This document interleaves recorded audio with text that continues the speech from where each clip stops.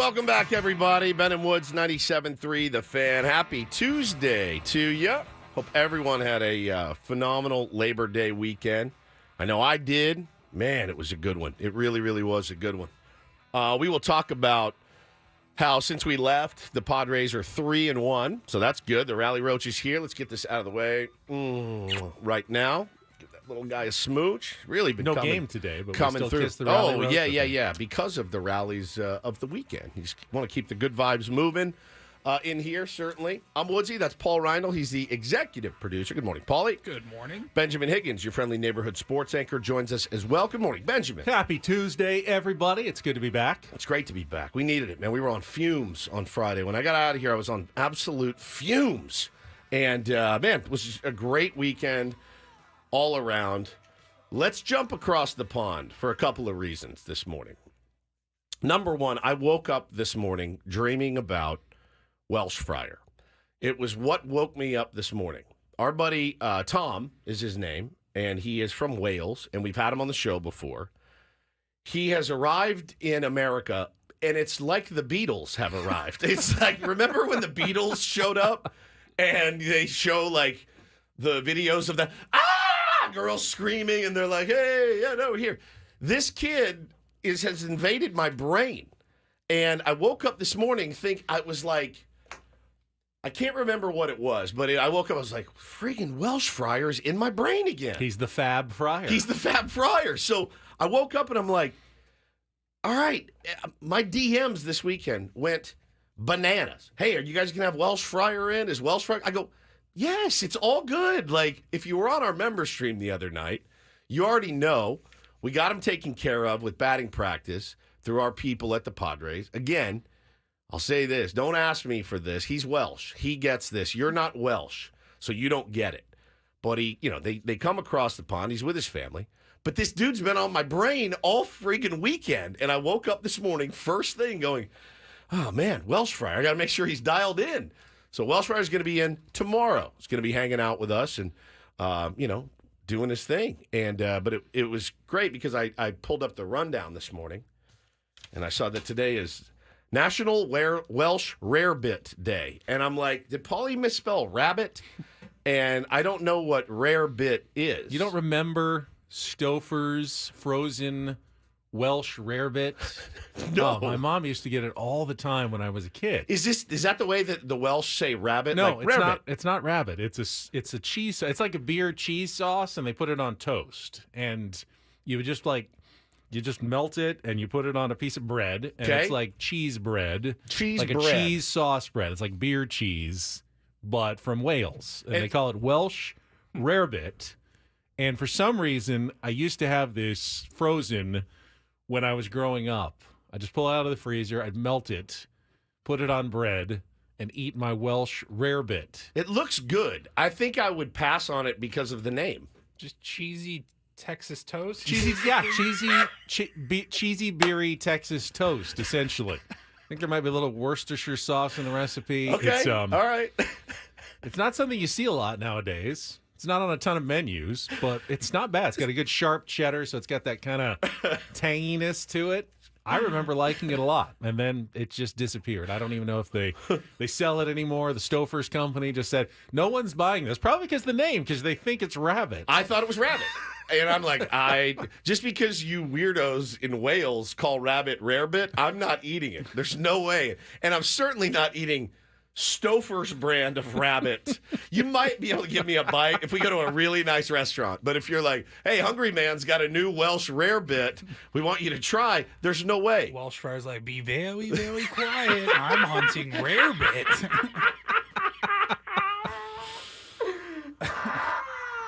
So I didn't know what the hell was going on. But this kid's in my brain. He's coming in tomorrow. We'll see him this week. He's a good kid, man. And it is kind of wild watching him really discover all of the things that we take for granted here in San Diego living here. I mean, he's just like, I can't get over it. Look at this. Here's a Trader Joe's. I mean, it's like taking Ben on a trip to another city, and he's just Oh, my God, look at that. There's a Starbucks. Right? Oh, Applebee's. Oh, Burger King.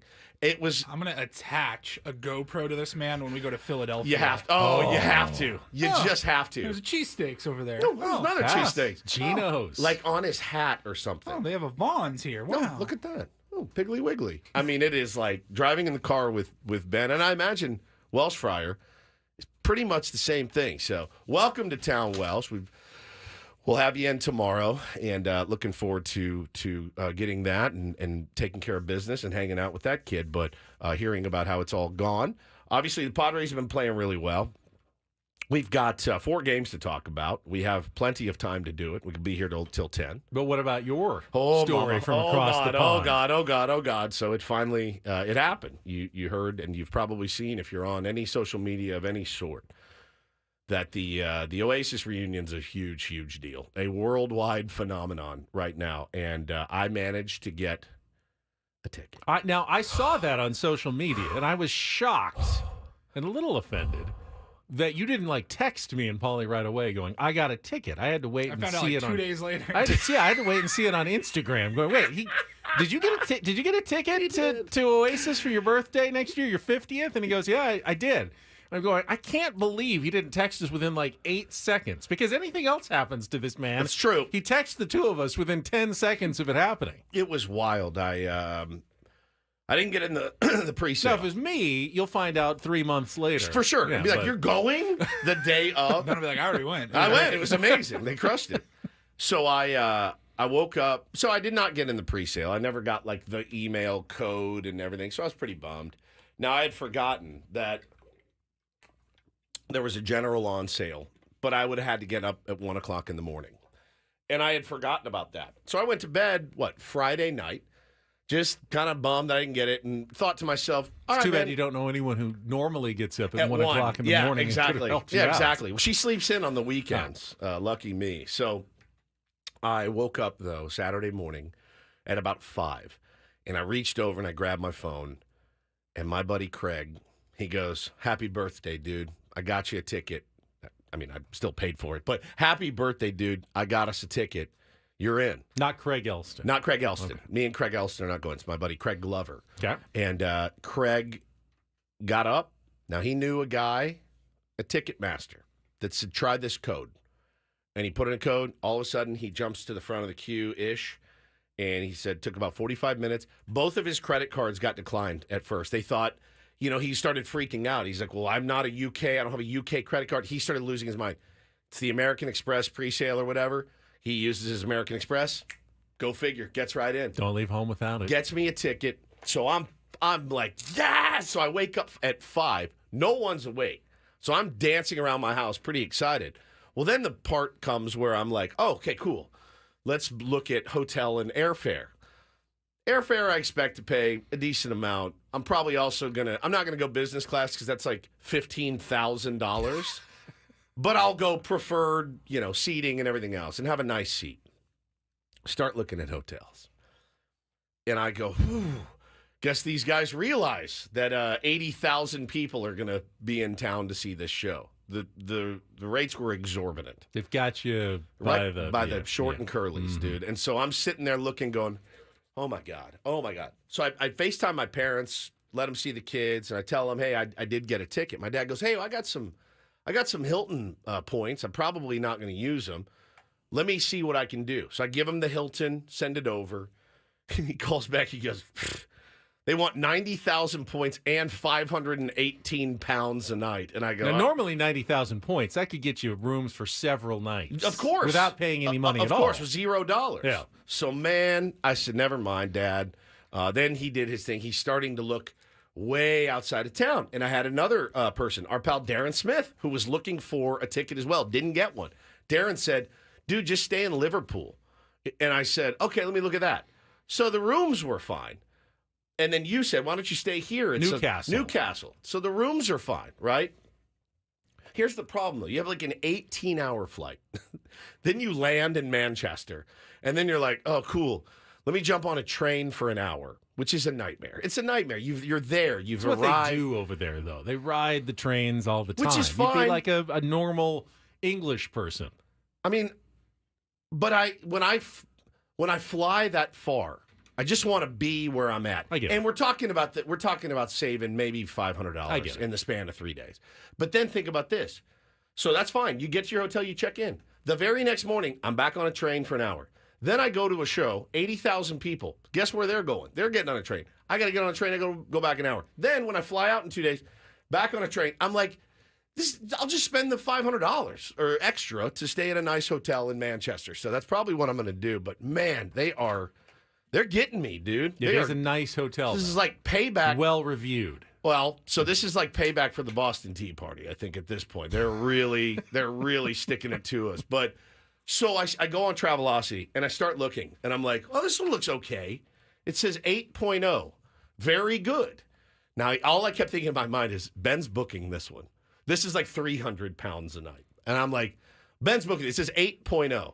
Then you start looking at the pictures and you're like, that was built in the 1800s. Like these are dumps. That's new over there. Yes, exactly. Yeah, we built this in 1911 and it's brand new. So I get over and I start to look and I go, Hannah, get in here. And she goes, don't do it, man. She goes, do not do it. 8.0, she goes, do you not remember when we were in Paris? We left England a couple days early to go to Paris. We had a room set up, but we needed like 2 nights. So she gets on her phone and starts looking. She goes, look at this one, 4 stars. It looks really nice. I go, that does look good. We booked this 4-star hotel. Bro, there were like junkies. It smelled like real cheap perfume. It was a dump. I mean, we had to get hammered just to spend the night there for 2 nights. It was a dump, and this was super highly rated. So the Europeans, they do it a little different over there. They got me spun out. I don't know what I'm going to do. Not that different. 8 of 10 would be 4 of 5. If you get an Uber driver who only gets 4 of 5, that's pretty much a red flag that you're getting in the back of a serial killer's car. I feel like they don't have like 5 of 5. You are in a lot of trouble getting into someone's car, right? I feel like Yeah, I'd agree with that. Yeah. if you saw a hotel and they're like 8 out of 10 stars, would you think that was okay? This was 4 stars. I'm like, this is a 4. You hear 4-star hotel, super nice. So a 4-star hotel is a classification of hotel based on what amenities they offer. They probably have a restaurant and a gym facility, maybe a pool. It's more resorty. This was not resorty. A 3-star hotel would be more of your like Hampton Inn, a little more business traveler, kind of less bells and whistles. Obviously, a 5-star hotel would then be complete like a luxury resort. But then the reviews beyond that, like you can go to a 5-star hotel that people are disappointed in, yes, or a 3-star hotel that really nails everything they're supposed to nail. That's true. It's a totally different process between what kind of hotel it is, 2-star, 3-star, 4-star, 5-star, and then how good inside its own classification it is. And McKee says it's metric star ratings. Yeah, everything's on the metric system over there. So their 4 is really like 1.5. So I don't know where I'm going to stay, but I will figure it out. Hannah, my beloved, was like, just book it. It's your 50th. You don't want to do it half-ass on your 50th. And I'm like, you know what? You're right. I'm going to end up overpaying for a hotel, but I'll be close to the venue and be in the scene. But I was really happy and excited, man, and I've got it. It's 319 days away. I have a countdown. 300. I got a lot of days to be of excited and look forward to it. Man. Somebody said stay at a hostel. Yes, I'm going to stay at a hostel with a bunch of kids sharing a bathroom. Hey, good morning, Mike. How's it going? You excited for the show? Me too. But that's where I'm at right now. But I am really stoked to get. I feel like I got the hard part out of the way, getting the ticket. Well, speaking of fun countdowns to things we're all excited about, it is now magic number season for your San Diego Padres. Boy. We will talk about the weekend that was. We had 4 games, as Wood said, since we've last joined you, including fairly notable occurrence yesterday with the return of Fernando Tatis Jr. It's Fernando Tatis Jr. Welcome back, Nando. Good to see you back on the field. Saved all your spectacularness for another day, but that's okay. Padres got the dub yesterday. We will set the menu for a Tuesday program. Should be a busy one today. I don't know that we'll be able to get to everything we missed over the last 3, but we will try, and we will start when we come back with Ben and Woods, Kelly's Traffic, and then off we go on San Diego's #1 sports station, 97.3 The Fan.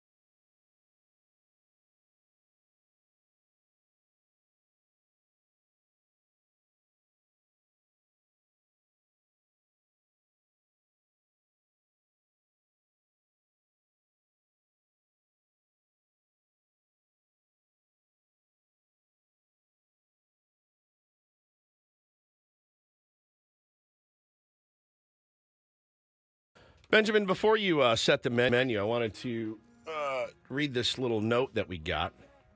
And we all got new shirts, and we'll show them on the camera here pretty soon. But got a note this morning with a package. Love the show. You guys have kept me entertained in the AM since you got rolling. Hope you stick around for another 30 years. No, not happening. SD is lucky to have you all. Enjoy the teas. Remember, when in doubt, bring in the ass. It never fails. Our buddies over at the Podfathers podcast have sent us these really cool ass shirts. So now we've got multiple ass shirts.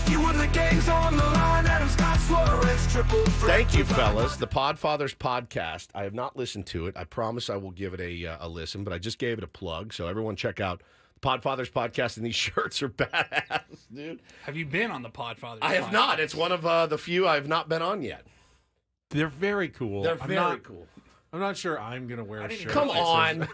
I didn't realize we all got different ones. Yeah, we got different ones. City Connect. I got like a cream City Connect. I like your color. I do too. It's very nice. I like my gold. color too. Early bird gets the I got worm, the retro orange and gold 1990s Padres, which is awesome colors, which is cool. I got the. I took that one because I was here first, and so early bird gets the worm. You are always here first. I'm always here first. So. That's how it works. But thank you for these. These are awesome. Thank you. We have a bit of a lineup shuffle to get to here as we set the menu. Of course, we'll get to our Padres wrap-up in our next segment. We'll start with yesterday's performance, the return of Fernando Tatis Jr., Joe Musgrove on the mound, all of that coming up in our next segment in our Padres wrap-up. We'll continue thoughts on the Padres taking 2 of 3 from the Tampa Bay Rays while we were gone over the weekend. Nice little response after losing those back-to-back games to the St. Louis Cardinals. Not that we were panicked, but, we just don't want to see a 5-game losing streak. That's not what happened. They once again, as they have done every single time, especially since the All-Star break, put their foot down, any even hint of we're slipping a little bit. No, just turn it right back around in the proper direction. So we'll talk about that weekend series. Got a brand new prize for you. Take on Woods. It is a new month. Chance to qualify for a getaway for 2 to the Win or Encore Las Vegas. We'll tell you about that with Take on Woods coming up at 7:10. Woodsy's already excited about DDT and one of the stories he's got there. College football related. It's unreal, man. Then at 7:35, our normal Monday guest, Sam Levitt, is going to join us on a Tuesday. But it's kind of like a Monday because, of course, we weren't here yesterday. But he'll be here with us at 7:35 to talk about the whole weekend. He did all the pre- and the post-game shows. That's because Jesse is actually moving to tomorrow. So our weekly incorporator is going to happen, correct, tomorrow? Yeah. With Jesse? Okay. We specifically picked Tuesdays 5 years ago with Jesse because they play every Tuesday.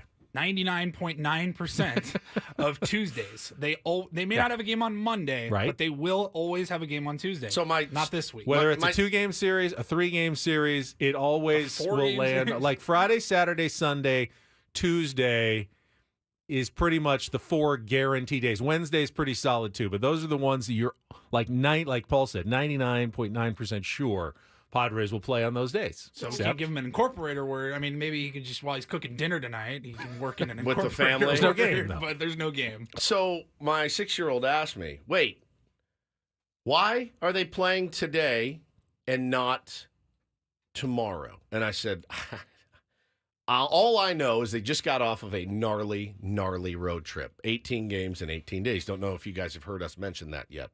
18 games in 18 days. And then today is going to be a day off. And Bo goes, but they still play the Tigers. I go, uh-huh. And he's like, so what does everybody do? I said, well, I think if you're the Padres, you go home and sleep because you have to be absolutely dragging ass. I like 18 games in 18 days. Yeah, you're the only one that liked 18 games in 18 days. So I know yesterday, obviously you want to put people in the ballpark when you can on a day like yesterday. It's just weird to have the off day today. It is. Do they do this a lot? Am I missing? No, it's rare, but because it was such a long stretch, Players Union mandates you can only go a certain number of days in a row. And they could have taken yesterday off. They could have taken and just done Tuesday, Wednesday, Thursday. That would probably be what would have happened had it not been a holiday. But because it was Labor Day, you know that they're going to get a good crowd at the park. They decided, let's do the game on Monday and then put the off day on Tuesday. I think the Tigers probably happy to be in San Diego for an extra day, just sitting with a day off. They both get 2 nights off. They get last night off and tonight off. Don't Yeah. have to play again until Wednesday night. It really is a nice break for everybody here at the start of September for a team that badly needs a break after a stretch, not just of 18 and 18, but 27 games in 28 days. Yeah, man, that's the other thing we forget. You know, you had that one off day in there, Benny, and hopefully the Tigers went out and really enjoyed San Diego hard. You know, go down, Kerry Carpenter and Spencer Torkelson. Hope you guys are hanging out in the gas lamp at Moonshine Flats, just pounding Rumpelmans and stuff, and really get you off your game, because the Tigers have come in playing really, really good baseball. And they scared the crap out of me yesterday on more than one occasion. A.J. Hinch doing the bullpen day was just kind of making my skin crawl yesterday, but came away with the dub. We'll talk about that one first. Second half of the show, Roundup Report, we have some Padres tickets to give away to tomorrow's game, Game 2 of the series against the Detroit Tigers. It is also the City Connect hoodie giveaway. Your chance to get the first 40,000 fans getting a free City Connect hoodie, but you can win tickets coming up later in our program, so stay tuned for your chance to call in and win some Padres tickets on the show as well. But mostly, a lot of baseball talk. Maybe we'll mix in a little college football. Congratulations to your Irish. Thank you. What a win. Holy smokes. USC Trojans also had a big win over the weekend as well. That quarterback looks good, man. And after a very rough start, San Diego State did win their season opener on Saturday night at Snapdragon Stadium. So that was a little dicier than I'm assuming that the Aztec faithful. Horrible first half. Pretty good second half. Yeah, I would say so. I would say so. We'll have all of that and more coming up for you as we work our way toward 10 o'clock and Annie and Elston. But we'll come back, play you the highlights of yesterday's 3-0 shutout win in our Padres wrap-up next with Bennett Woods on San Diego's #1 sports station, 97.3 The Fan.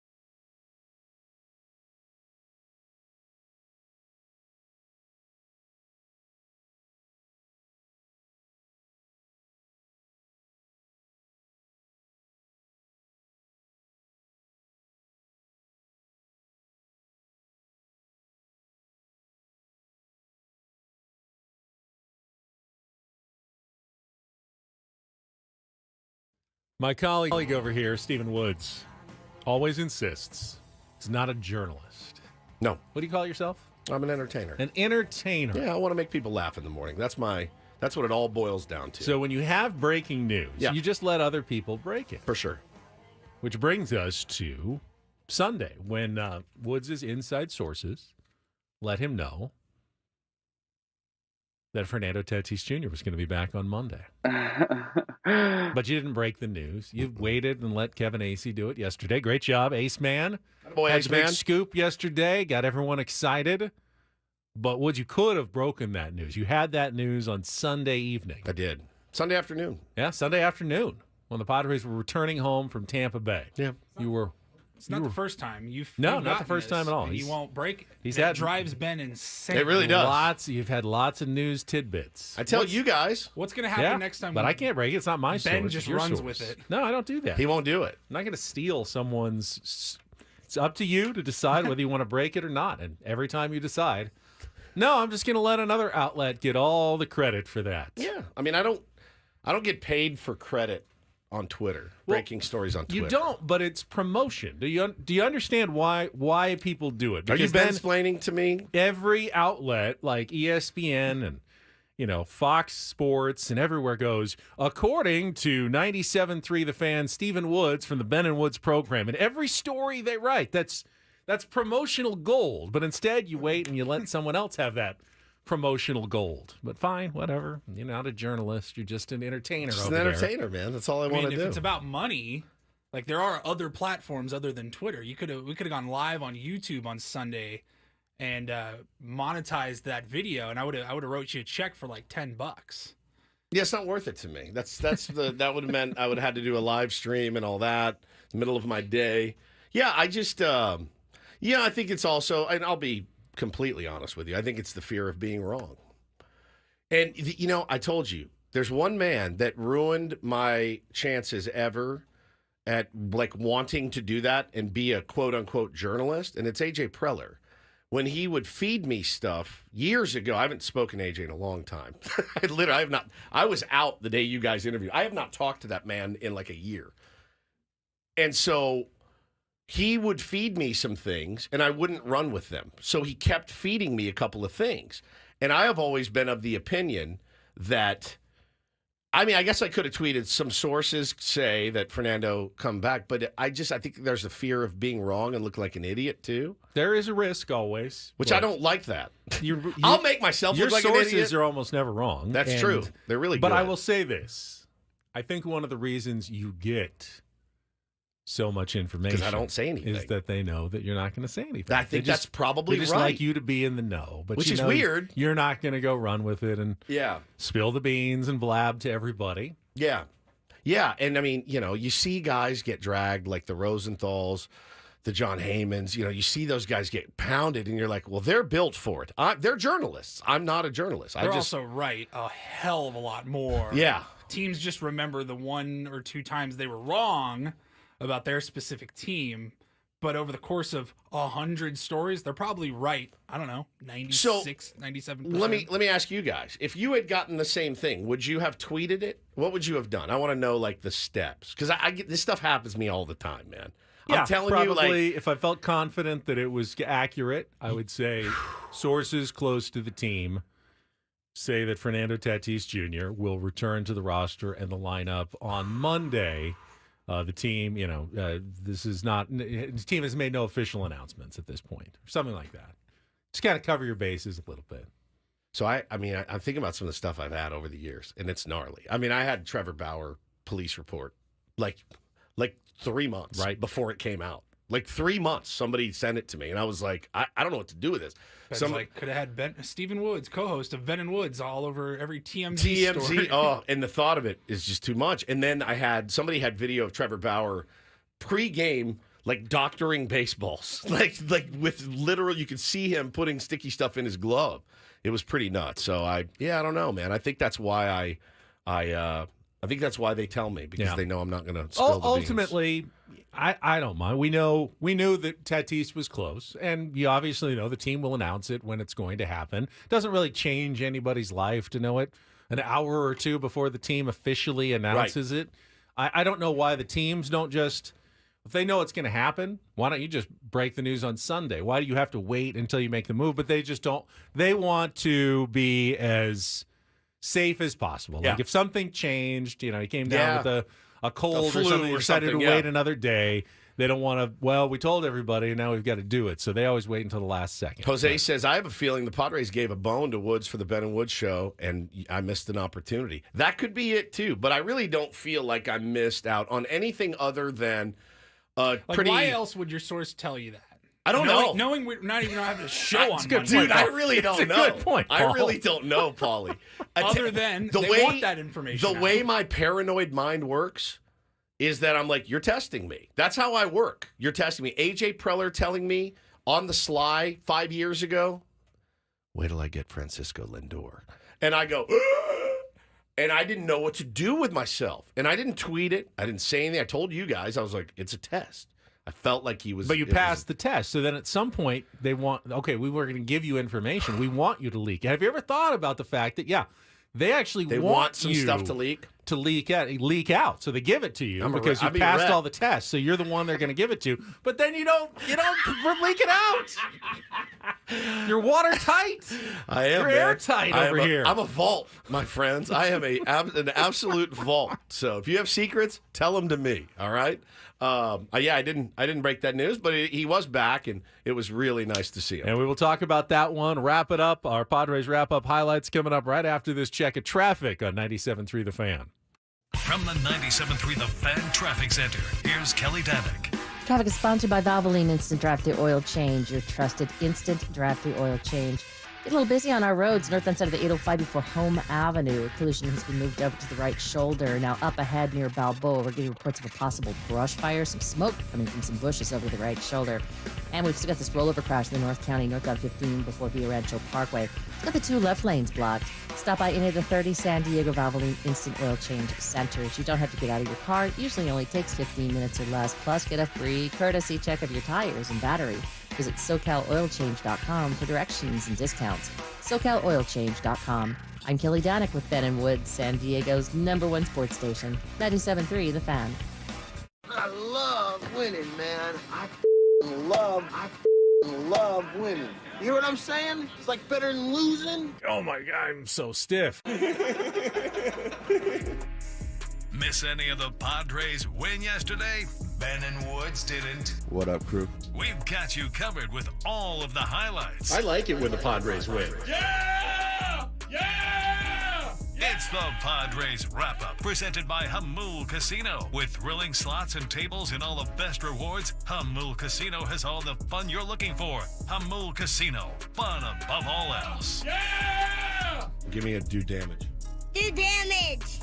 2 outs, nobody on for their leading hitter, Matt Vierling. Swings at the first pitch, chops it over the mound. Near the bag at second, Bogarts has it. Long throw to first in time. Easy breezy. 1-2-3, top of the first for Joe Musgrove. 1-2, and Arise hits it on the ground into right field and a base hit. McCoy racing around third, going to score easily. Vierling's throw goes into second base. They gave him right field, and he took it. Padres lead it 1-0. Here's the 1-2. Swung on and missed, strike 3. Musgrove comes back and gets 3 in a row. Tigers had first and second, nobody out. They do not score. They had him up on the board. He won a contest. Swing and a miss. Musgrove strikes out Young. That's number 6 for Joe. Got Torkelson to end the 4th. Now this guy to start the 5th. And 1 away. 1-run lead now, but a chance to add. 0-2 Arise on the ground through the left side and a base hit. Got it past Sweeney, who is drawn in. RBI single as Higashioka scores, and the Padre lead is now 2-0. Here's the pitch. Manny swings, hits it on the ground through the right side and a base hit. Arise comes in to score. RBI single Manny Machado, a 3-0 Padre lead, and not a single man trying to do too much. Suarez is sad. Here's the pitch. Swung on, popped into shallow left. Machado back, calling off Peralta. Manny on the move, gets there to make the catch, and the ball game is over. Padres make quick work of the Tigers on this Labor Day, a 3-0 shutout win. Joe Musgrove went 6, and then just like you draw it up, Adam in the 7th, Scott in the 8th, And Suarez saved number 31 here in the ninth. It's impressive what he's done. It's very important that he's been back and doing what he's doing. It's now 4 straight outstanding starts for us. Again, hard-fought ball game. We were able to scratch a run with Luis getting a big knock, and Joe made it stand up through 6 and made big pitches in the 6 to get out of it. He's been fantastic, and it's a big part of our club, and he's contributing big time. 1.3 ERA for Joe in his 5 starts since returning from the injured list. He has given a big boost to a Padres starting rotation that needed it badly. And now tomorrow, the Padres are expected to get another big boost, activating Yu Darvish from the injured list to make the start in Game 2 against the Detroit Tigers. And we'll see what Yu looks like. All the reports have been good in terms of his bullpen sessions and good life. Obviously, getting into a game against major league hitters is a little bit different, but he's done it so many times in his career. He's such a veteran, and he'll have that same extra juice and adrenaline that I think Joe did coming in to pitch for a team that is fighting for a playoff spot and is one of the hottest teams. Still the best record in baseball since the All-Star break. Is that right? Yeah. Holy smokes, man. That's correct. Just a really, really nice game for Joe yesterday. And, you saw him getting in a little bit of trouble. I was watching with the whole family. And we always play the game at the house. All right, what do you do here? Bo, you leave him in, you take him out. He's at 89 pitches. Got runners on first and second. I think at the time it was a 1-0 lead. And you saw Morihone and Adam throwing in the bullpen. And I looked at Bo and I go, will you leave him in? You take him out. He goes, I'm leaving him in. I go, I'm leaving him in too. I want him to know, if I'm Mike Schilt, I believe in you.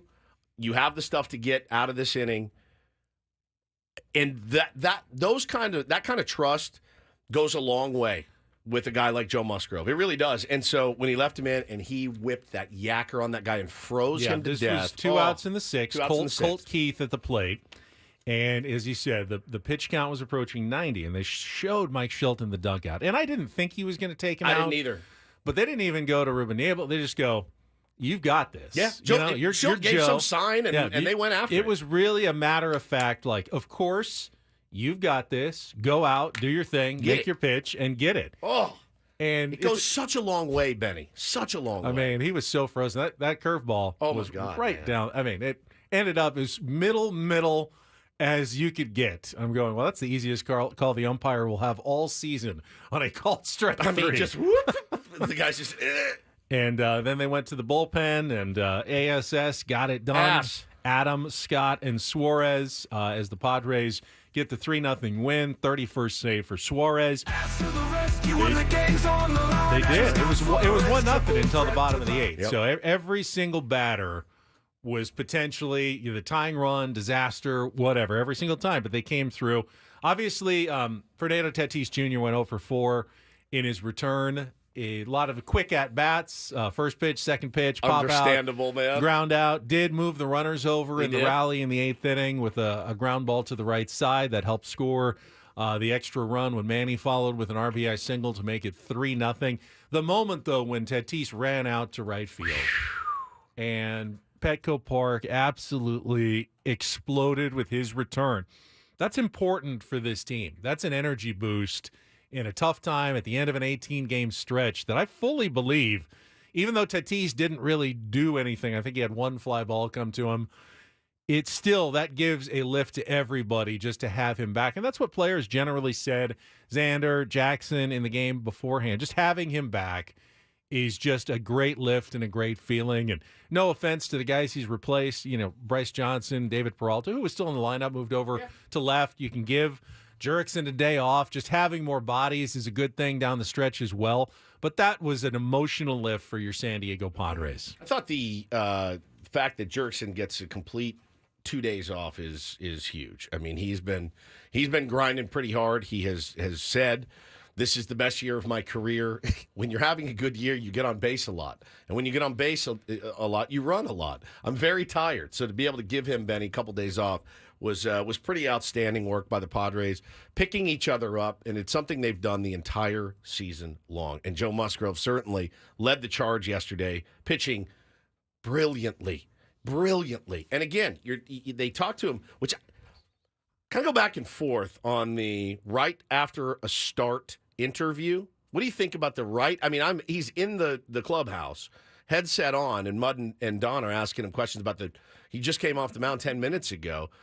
I liked it because he pitched well, right? You don't want to do it if they pitch bad, but I liked what he said about Higgy being able to locate his fastball, velo 94. I mean, he said, I'm not going to be a guy that blows a lot of guys away, but man, the way that they had guys guessing and the way they changed speeds, that new hybrid slider, sweeper, whatever they're working on is nasty. And Joe looks like an ace right now. Honestly, the way he's pitched since he's come back, he looks like an ace. I'll actually tell you, but answering your question, and maybe I need the green boomer filter that you usually get, but I don't like any in-game interviews at all. I don't want to hear from the manager. I don't want to hear from the pitcher. I don't want to hear from the sideline reporter and chats. I just want to focus on the game. On the game. And I know not. I liked having Joe immediately talking about the game that was at hand, the game that we were watching, rather than it was pretty cool tomorrow in the third inning. Hey, Joe Musgrove in. Okay, let's talk about 48 hours. I don't mind hearing him talk about that. I don't want to see it though. I don't want a split screen. I don't want a little tiny box. I want the game to fill up the entire television screen, and I don't want to do the half. Joe's in one box, and then you got the little box of the game. Yeah, I know. It's not how it works anymore. I get it. 2 bits, kid. I get it. But, there was some good insight there. I'm looking at the tiny going, why are we watching on this little tiny inset now for the game? It's a one-run game. It's a hugely critical playoff game. Race, like the whole thing. And we're doing an interview and watching the game on a little inset in the middle of the screen. It's not my favorite thing. I liked the insight that he provided. But you could also see, I mean, bro, you want to talk about adrenaline. And he's like, yeah, so we spotted him a fastball, 94. And, like, the adrenaline is still coursing through his veins after that. So I loved the insight. I love how Higgy had those guys set up yesterday. And Joe executed brilliantly yesterday and has since he's gotten back. So, man, what a nice lift for the Padres yesterday. The return of Ha-Seong Kim also appears to be fairly soon. Okay. Mike Schultz said he is throwing. He's been hitting. Just giving him probably a couple more days. Got to again tip your cap to Mason McCoy. He has had a rough run since he came on this show. Well, he had 2 hits. He did 2 days after that, and he had the big bunt. The bunt was epic. He had the swinging bunt that resulted in the first run of the game, and then he had the great bunt that really fueled the 2-run rally. So Mason McCoy may not ever be a superstar in the big leagues, but he has done everything they've needed him to do while Ha-Seong Kim is gone, and then probably a little bit extra. Yeah. And I think that is fantastic what they've gotten from him. So that ends the stretch, and we can talk a little bit about what the Padres did in their 18 games, in their 27 games in the last 28 days. We'll do that when we come back, and we'll play a little Take on Woods, brand new prize, trip to Las Vegas, encore, win. Really nice stuff. All coming up next on San Diego's #1 sports station, 97.3 The Fan.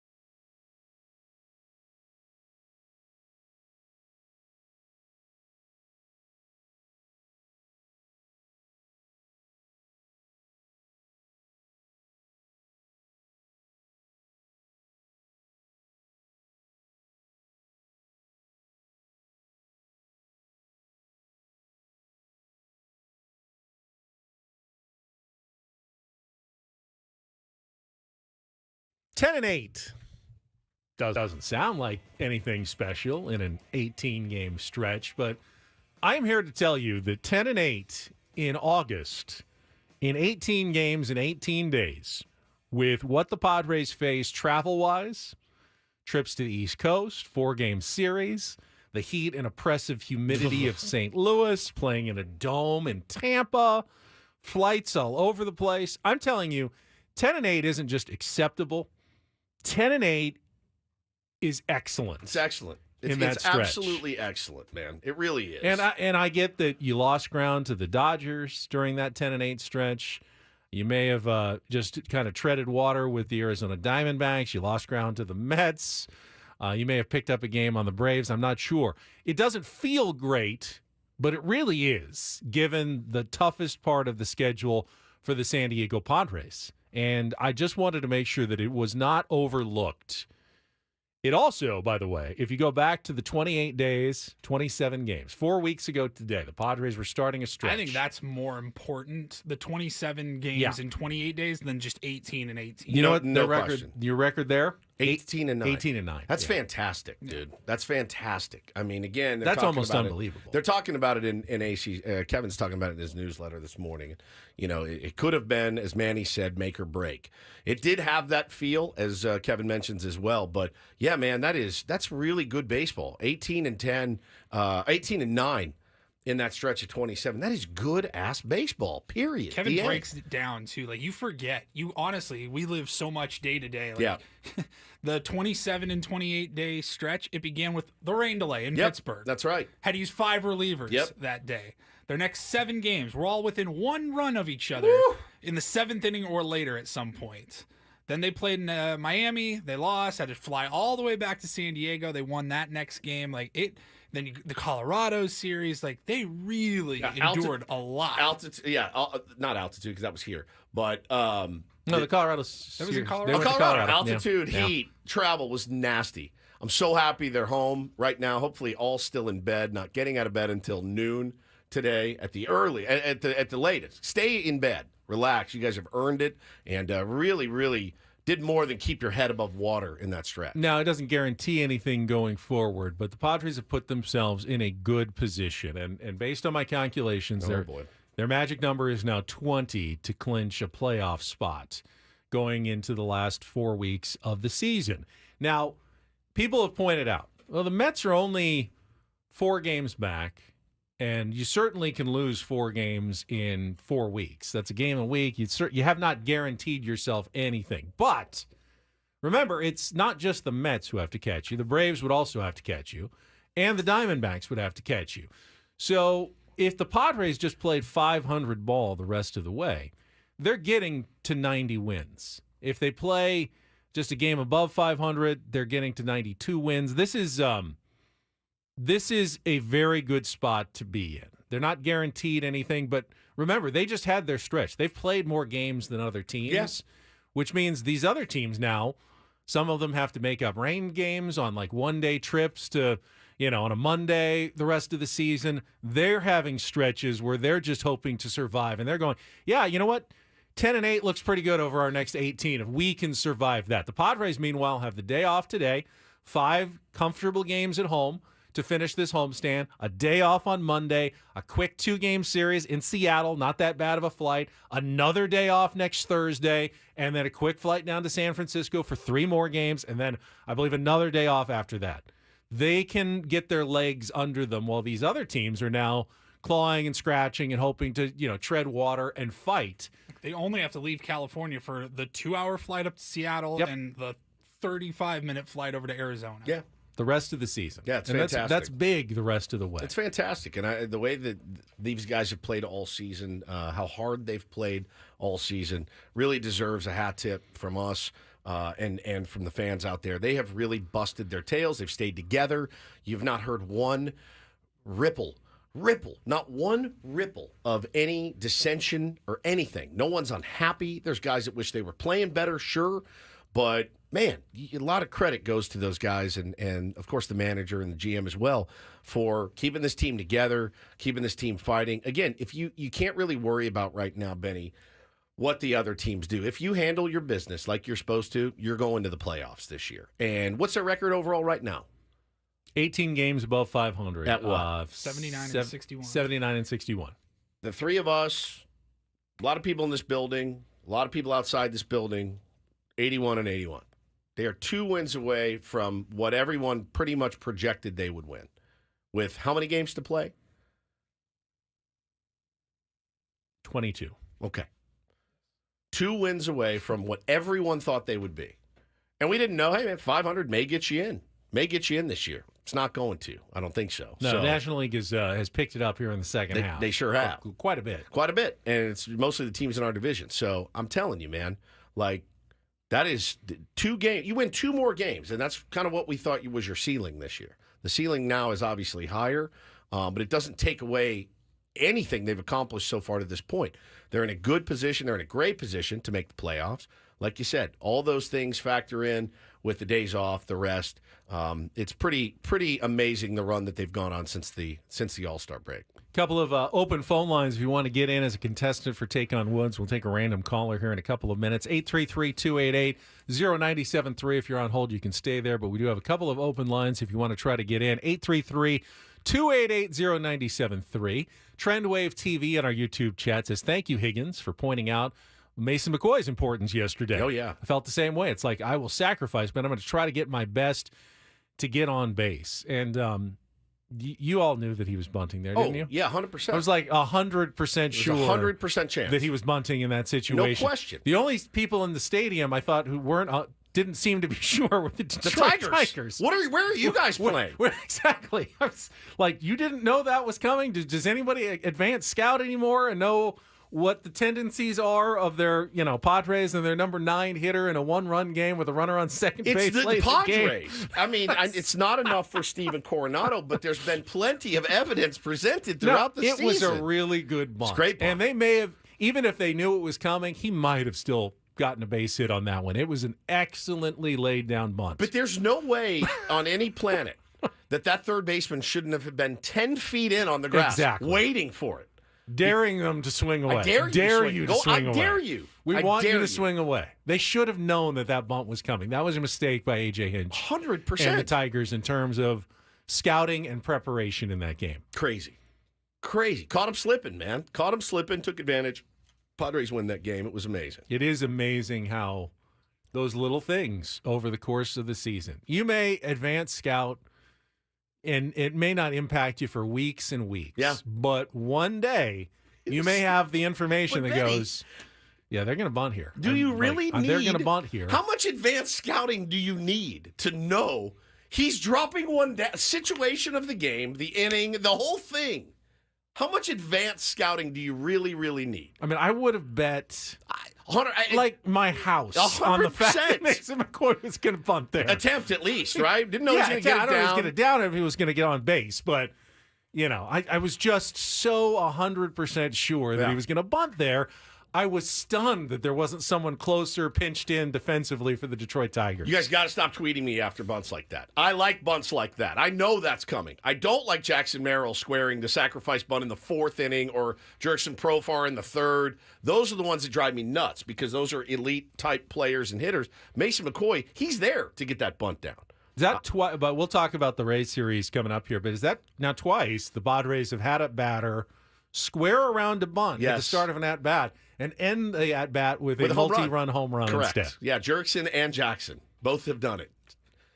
I don't think either of them were deking the defense either, and they just didn't get it down. Then they hit a home run, which is what they've done at pretty prodigious rates this year. All right, we will get to that series coming up. Don't do this well, but right now it is time with a brand new prize to take on Woods.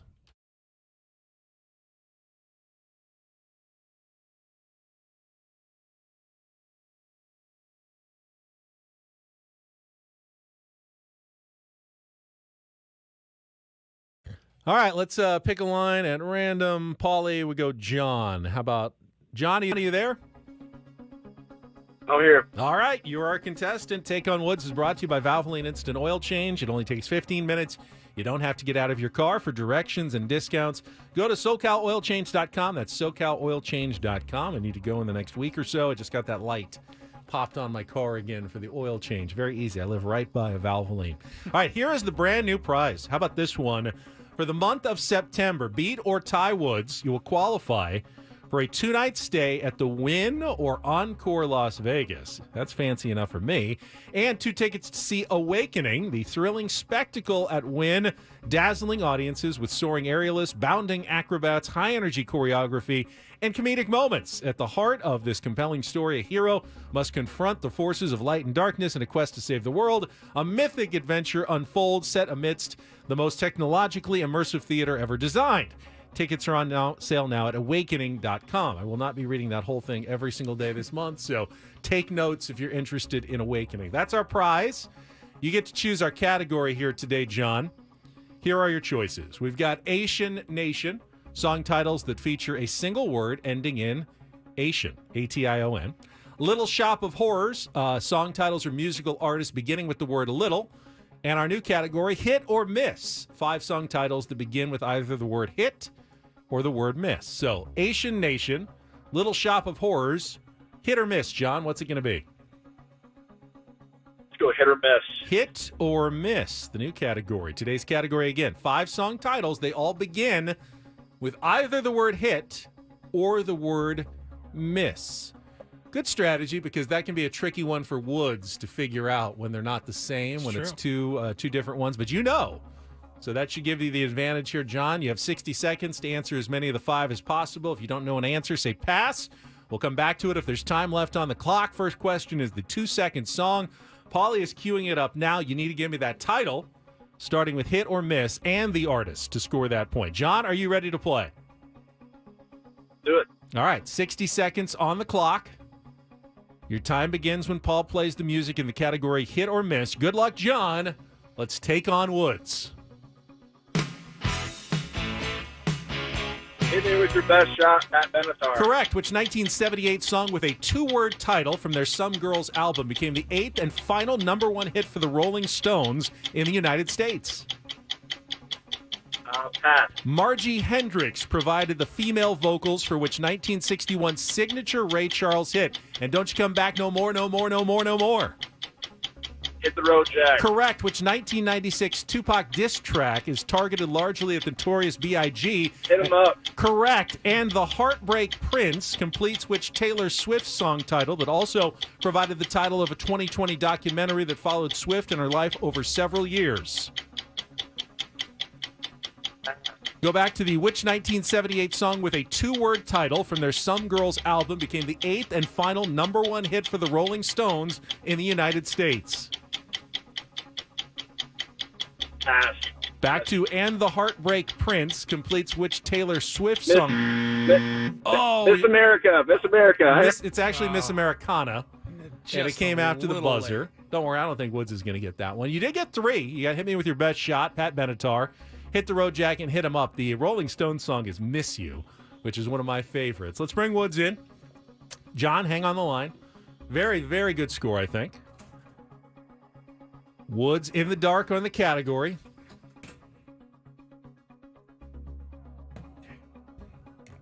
All right, you ready? 60 seconds back on the clock.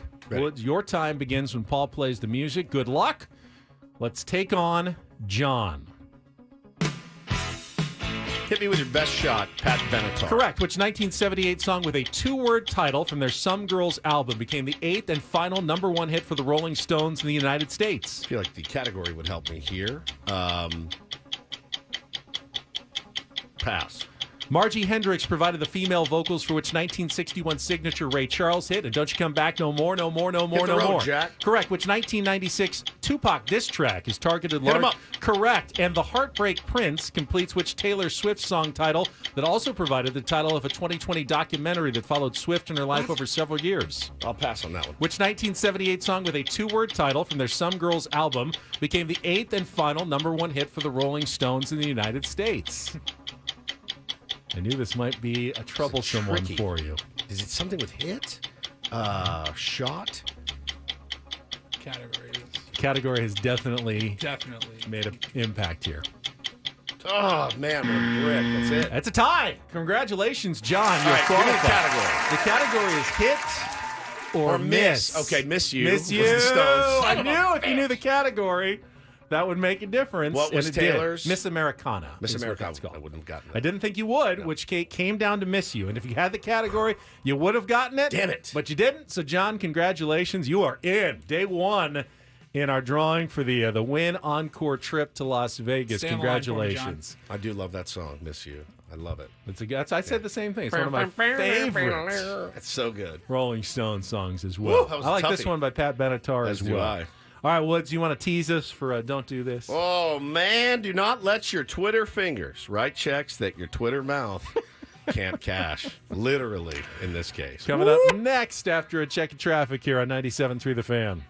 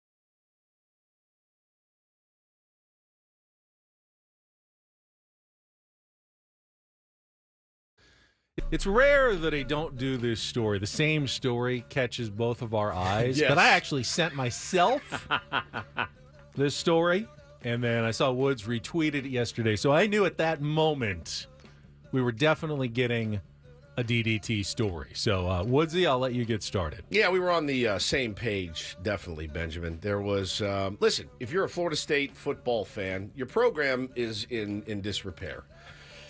And it happens. It happens to the best of programs. You know, you fall into disrepair, and you can't win games. And now, after last night's loss to BC... Their second loss. They lost to Georgia Tech already in Dublin in the first week of the year. This is the school that was undefeated last year, right? Yeah, and ranked 10th to start the year. They got snubbed out of the playoffs. Everyone was pissed. Yep. You're thinking, oh, that's going to fuel this team. Yeah. Now, it's a totally different team. It like is. Every college football team. It's weird that Georgia and Alabama and all kinds of other teams can rebound and keep 0-2 already. 0-2 already. Season hasn't even started yet. It feels like the season has not started. They've lost twice. So there was a Twitter user, and what he did is he tweeted it. Now he looks like a Florida State fan. He's got a big, very dyed black beard. He's got aviators on. He's got a lot of gold chains on. He's holding a cigar. What makes that a Florida State fan versus, say, a Miami fan or a Florida fan? Yeah, I think you could. Just anything down in the Florida Panhandle, maybe. But he tweeted, if Florida State loses to BC this weekend, I will eat dog S out of a red Solo cup with a spoon and post a video of me doing it. Book it. So he made a little... he made a declaration on Twitter. Well, people see showing that. Confidence in his team. 100%. A lot of confidence. 100%. And he says it, buddy, last night in the first half of the game, people started remembering. Oh, remember that guy that said he was going to do that? Let's go see where he is. Well, they were getting bodied by Boston College in the first half. Yeah, it's at 321 Knoll is his Twitter account. Buddy, he deleted his account in the first half. Deleted it. Everyone started roasting, well, now a non-existent person on social media. And they were pissed. They were really pissed. Really? Yeah. Oh, yeah. They're like, hey, man, you can't say you're going to do that. And then not only not do it, but bail. Just completely delete and wipe yourself clean. Now, we've got some people on the case here. Jack McGuire says, the dog ass eater is on the run, like you wouldn't believe. In the last hour, he's deleted his Instagram and Facebook. The man is recently engaged. Imagine explaining to your soon-to-be wife why you had to go 0 dark 30 on social media. I have his fiance's Instagram. I think I may draw the line at involving civilians, but I'd be lying if I didn't consider it. That would be screwed up. They're after this guy, dude. They are after him. And so now what they're saying is, you've cursed the Florida State program for life. If you say you're going to do this and you don't do it, but they're already 0-2. I mean, but I'll tell you what, as far as a proclamation or a declaration goes, that's one of the worst I've ever heard. Why? You don't need to do that. You don't need to say, I will eat dog S, because it's football. Anything can happen, and you're not a great team. Eating dog poop, the thought of it makes me retch. It really, does anyone want to see him doing that? I don't. I really don't. Woods kind of does. I kind of do. Because I would definitely throw up if I saw it. Right. But it's not going to make any of us happy. If you make that declaration. He made a mistake. He's got to own it. Well, he didn't own it. He bailed. He did. He is 100%. Would that satisfy anyone, though, if he stayed? He goes, I may have gotten carried away with myself and my confidence in Florida State. Obviously, I'm not going to actually I'm not going to. So quit dog doo-doo. That would be unsanitary, unsafe, and no one really wants to see that in a red Solo cup or otherwise. Why a red Solo cup? I don't know. Why not in a styrofoam, clamshell? Why not in a clamshell? Why not in a cloche? Ooh. Dog poop covered by a cloche. Yeah, somebody says martini glass. Martini glass. Somebody says sounds like some Dan Clark. Dan Clark does this. Dan Clark does this all the time. Remember Dan Clark? Manny Machado does something. I'll get his name tattooed on my ass. I mean, remember when Mudd said if the Padres come from behind to beat the Washington Nationals, yep. He would walk Scherzer, from Alpine. Yeah, that was the Daniel Camarena Grand Slam game that forced Mudd then to make his trek from Alpine to Petco Park. And he did it. He did it, man. Mudd is a man of his word. I wore a diaper for 4 hours. But I'd rather walk from Alpine to Petco Park than eat dog doo-doo out of a red Solo. I'd rather wear a diaper for 4 hours show than walk from Alpine to Petco Park or eat dog poop out of a... Somebody said it could kill you. Could it? Eating a bite of dog poop? I don't think it's going to kill you. It's going to ruin your day, though. Can't be good for you. It's not going to help you. I mean, it could. Believe it, man. I mean, he's gone. He's out. And now people are on the case. That's truly his punishment. You know it's got. I mean, you know they're going to come get you. This is his punishment, that he is now no longer welcome in polite online society. Yeah. All right, let's stick with college football, Woods. There are actually a few to choose from. There was Florida's coach who couldn't open a water bottle while talking about how embarrassed his team should be at their loss to Miami on Saturday. He's toughness. just sitting there. What's his name? Billy Napier. Billy Napier is just sitting there trying to open an Aquafina bottle and just cannot get it open. And he's going, we should be embarrassed at this performance. And he can't. He just eventually sets it down, just like his team, in utter failure at the end of the game. But you had one of your favorites, so I'll let you go with Brian Kelly here. Apologize to our beloved TJ, who is a huge LSU fan. It's a great night to be a Tiger. Uh-huh. I don't think they feel that way anymore about Brian Kelly after yet another opening day neutral site loss. Brian Kelly. Maybe just open against like Southwestern Louisiana at home next year. Holy Cross College. Like, figure it out, man. I mean, eventually he needs to get. He's the type of coach, and he's always been the type of coach. This happened when he was the Notre Dame coach, and the start slow and you build. Okay. You can't really do it in college football, though. You really need to come out of the gates firing. And they lost again. And here he is. Who did they lose to? USC. Yeah. And I like that quarterback. He looks good. That was a great game. Great game. Miller Moss. Miller Moss. Now, remember, he was the star of the Holiday Bowl. Yeah. At Petco Park last year. Yeah, he looks really good. But he did the old performative fist slam. And we're sitting here again. We're sitting here again talking about the same things. Do it again. About not finishing when you have an opponent in a position to put them away. But what we're doing on the sideline is feeling like the game's over. And I'm so angry about it that I got to do something about it. I'm not doing a good enough job as a coach. You said it, bud. You said it. Oh, man, I do not miss him. And we're sitting here again. We're sitting here again. You said it. Could have been Bob Melvin last year. Yeah. I don't think he ever pounded his fist on anything. No, he rocked back and forth. That was his bit. Another game we could have won and rocking back and didn't forth. win. And... Yeah, notice the lack of accent in that. Paulie, one more time. just try to notice the difference in this one. And we're sitting here again. We're sitting here again. It's a great night about the same to thing. be a Tiger. It's little about not finishing when you have an opponent in a position. I'm here with my family. But what So it we're should've said- doing on the so it sideline would've is sounded like- feeling. and we're sitting here again with no direction. We did it And we again. are so excited to be in the great state of Louisiana, but more importantly, to be with you great fans. Oh my Lord, Brian Kelly has lost. Same person. It's not the That's same not person. The same person. It'll make me laugh. He has lost Forever. He's lost his mind. He's lost his mind. Finally, a little doo-doo this on a Tuesday. DD mega doo-doo. Congratulations to, Scotty Scheffler, first of all, who completed probably the best single season we've seen since Tiger Woods on the golf calendar with a $25 million win in the Tour Championship in Atlanta. Started with the lead, held it after every round, and he was deservedly the best player of the year, finished 4 shots ahead of Colin Morikawa to win the FedEx Cup. But real congratulations, I think, go out to his caddy, Ted Scott. So Scotty Scheffler won $62 million in prize and bonus money this year. That is so earned in golf. I mean, it is earned. Like, you have to earn that much money. Dude. No, not if you go to the Live Tour. They all Yeah, they true. all earn more than that without true. doing anything. But he earned all of it. Now, if you go by the traditional 10% for a winner's fee and you calculate, could be a little bit different, but just kind of assuming what his caddy made. Ted Scott made around $6.2 million this year. That's more than Jack Nicklaus made in his entire career.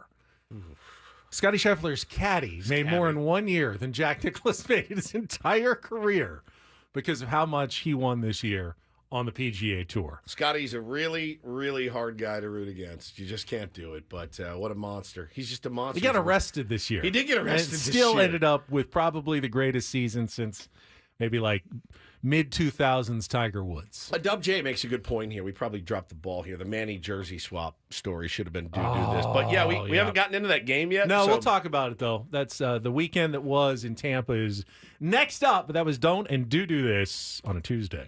That was Don't Do This with Ben and Woods on 97.3 The Fan. I wanted the Kyrie first pitch yesterday. That was a the great Do This, one. That was a great which was fantastic as well. I mean, looks like he threw a little cut on it, maybe a little. I mean, right on the curveball. outside corner at the knees, just perfect. Kid's the coolest. It was his 7th birthday, right? Yeah. That was such a cool moment yesterday. Throwing to his dad. Bo's obsessed with Kyrie. Thinks they could be best friends.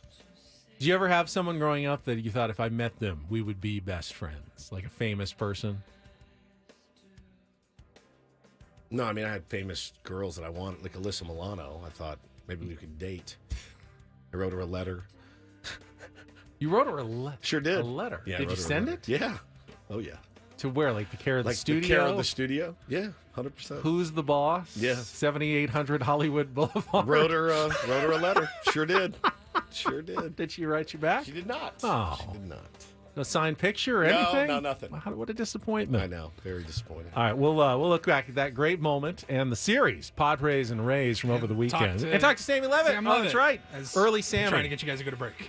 Yeah, next on 97.3 The Fan. Well, Sammy can stay around for a couple segments.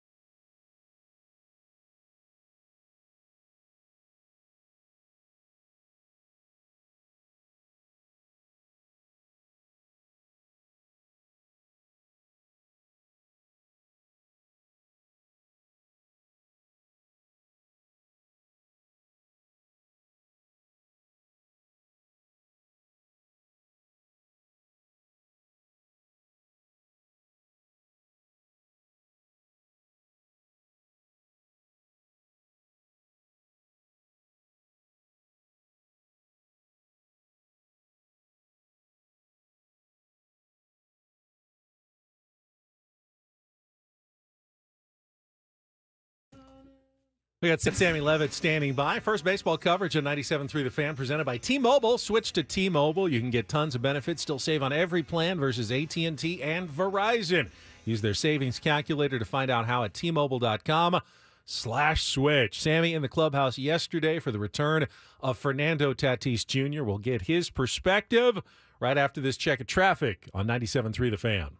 From the 97.3 The Fan Traffic Center, here's Kelly Danick. Traffic is sponsored by Robert Half. Collision has cleared on northbound 805 near H Street. We still have this other crash, though, up ahead near 47th. That involves a motorcycle. We're trying to move that over to the right shoulder.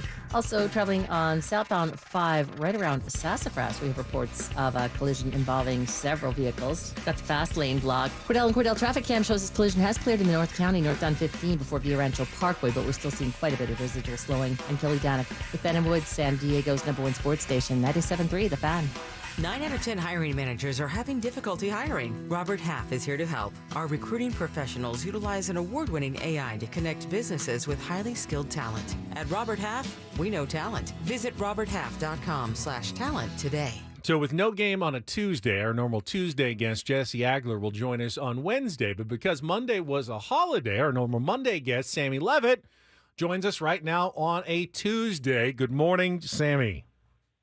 Hey, guys. Good morning. Hope you had a great holiday weekend, and good to be with you on this fine Tuesday. Good to have you. Good to have you, yes. Yeah, Sammy, that was pretty electric stuff yesterday at the old ballpark.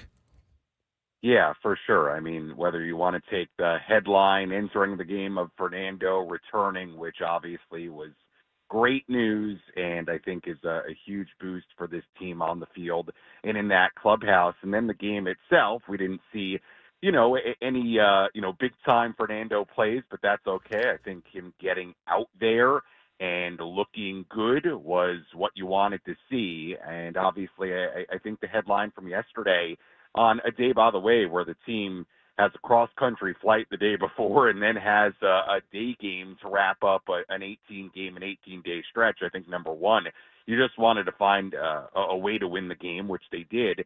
And number two, Joe Musgrove continues to just look outstanding, which I don't think you can say enough about what that means for this team, for this rotation, for the potential postseason picture of this rotation. It's an enormous deal. And again, yesterday, he just looked super sharp. And when he got in trouble, he was able to find his way out of it. I just think you have to be so encouraged with how Joe looks, how he continues to feel. And it's just a good reminder as now we wait for Yu Darvish to make his return tomorrow, how important those guys can be. And they're pretty fresh with the time missed. So, again, it's a good reminder of what having a guy like Joe back means, what having a guy like you back means, and obviously the performances they can put together.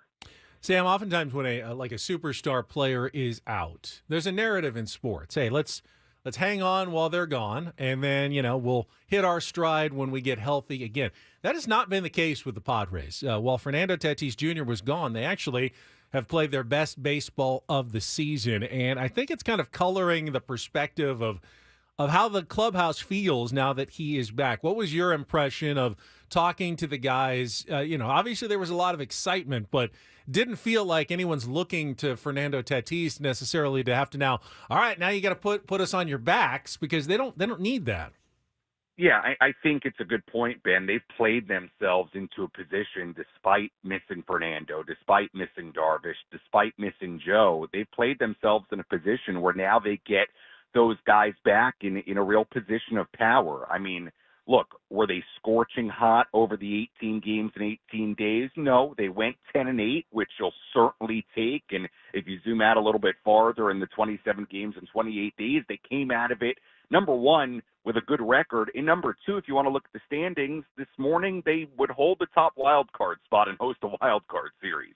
So if you zoom out a little bit, this team has done a tremendous job at weathering the storm of injuries. And you're right, they played their best baseball without those guys there. And now to get those guys back for the very end of the season, hopefully heading into October, it says a lot about this group, and not just about the mentality and the culture, which I all think has been impressive, but they've got contributions all over the place, as cliche as it sounds. To me, it's been one of the real great things about this group, especially in the second half. There have been so many games individually where you just feel like it's a 26-man roster effort, from the David Peraltas to the Donovan Solanos to the Tyler Wades to different guys in the bullpen to Martin Perez. I mean, the list goes on and on. I mean, there have been, you can't point to one guy that has carried the load. I mean, certainly having Manny playing the way he's played, that helps. But you can't point to one guy who's been responsible for it, which I think is one of the real great aspects of this team and what they've done, and I think they deserve a lot of credit for that. Yeah, I mean, yesterday it's Luis Ariz coming through with 2 big knocks, 2 big RBI. I mean, just Manny adding on. But, you know, the bullpen addition, Sammy, have been fantastic. So as you mentioned, we sit with the first wild card today. We were chopping it up on, off the air and talking about, well, look, Dodgers are playing well. Everyone kind of expected them to win the division. Where do you stand as far as where do you want to be? You want to be the first wild card, Sammy, and host those games at home? Because that's kind of what we landed on in here is the Ben and Woods official statement. We want those games here at Petco Park, when that time comes. I totally agree. I think you want that number 1 wild card seed. Now, if you want to start getting really picky and say, hey, I don't want to face the Diamondbacks, I get it. Diamondbacks are a good team. They've been there, done that as far as making a postseason run with this same group a year ago. Look, the Braves are a good team, too. And, look, nothing's guaranteed at this point. I think we need to be very clear about that. The Mets are playing well. They're a half game out behind Atlanta as of this morning. The Cubs are playing well. All of a sudden, they're back in the mix. And quite frankly, if you're the Padres, you got to keep playing well because there are teams that are right there. So this thing is not – look, the Padres are in a great position, but this thing is not over. I agree with you guys. I think you want to host those games at home. I do think at Petco Park, with the environment that's been built, there's a real value to that, to playing at home. And if you're somebody out there that would rather play a team other than the Diamondbacks, then I guess you hope the Diamondbacks don't play well and you get some other team. But you can't pick the opponent. I do think, quite obviously, you want to play those games at home. I mean, doing what the Padres did in 22, going to New York, winning a 3-game series, guys, that's tough to do. It really is. To me, you want to play those games at home, guarantee that you have home games to begin the postseason and go from there, and whoever the opponent is who it is. Talking to Sam Levitt, our Padres pre- and post-game show host. It's his first day off in 2.5 weeks. Nice. And here he is up early talking to us. Sweet angel. On this first day off. To correct, I did take a few that's days right. off You did. You had the wedding that you went to.